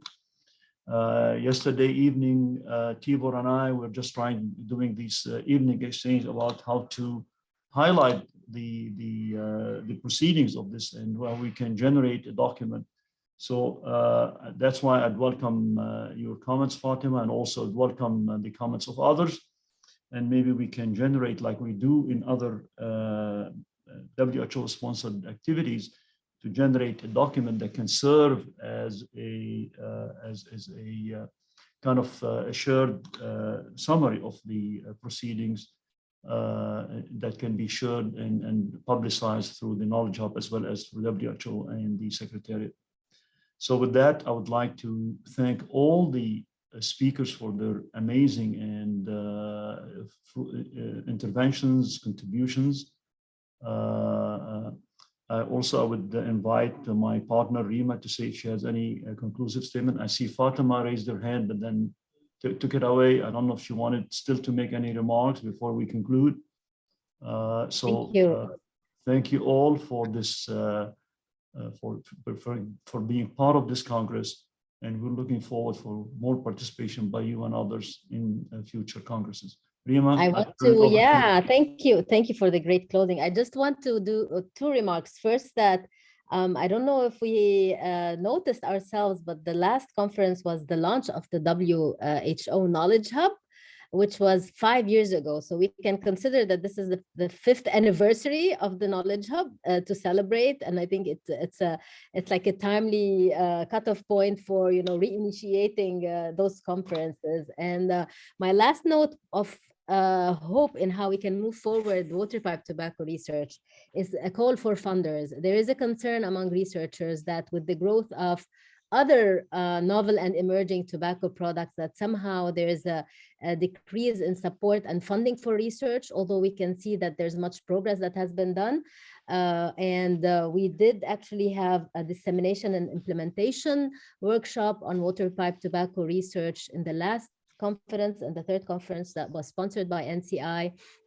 So just a general comment that there is a need and push for countries to think about potential funding to move forward implementation research, as well as the new science that we on taxation and cessation that is needed. And that's just my final comment. And thank you everyone for participating in this conference. If there are no comments, Fatima, you have something to say? Can we take a group photo? Can we ask everybody to open the camera and we take a group photo? Oh, that's a good idea. Okay, let's see. You've gotten so used to those Zoom meetings, Fatima, that you remember that. Aisha, I didn't make a remark. It's good to see you and thank you for your contribution. I think I've seen Turkey has come a long way. I'm glad to see this plain packaging being implemented. I was in Turkey 2 weeks ago and I see there has been some improvement in the I'm closely connected to Turkey now. Thank you for my daughter lives there in Istanbul, so thank you for all your kind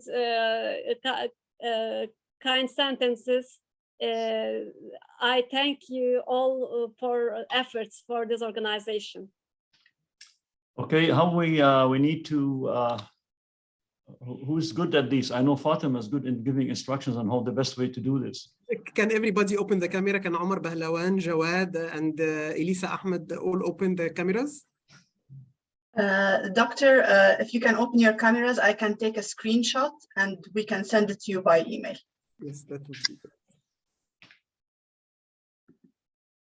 The background of the screen is wonderful, just to compliment whoever designed it. I had also to acknowledge and thank the team that has worked. I've made the statement at the beginning of the Congress, but I would reiterate this. Thanks to this outstanding team that have been working with us diligently over the past several months to make sure this happened, being in the organization, the designing, communication. So I know it's a team effort, but certainly I would acknowledge the hard work and the coordination of Dalia with her team. And I know there are several that were working behind the scene with her. So I salute them and thank them for their great and excellent job. Thank you, Dr. Zaatari. If you can all smile, please, into the camera, that would be great.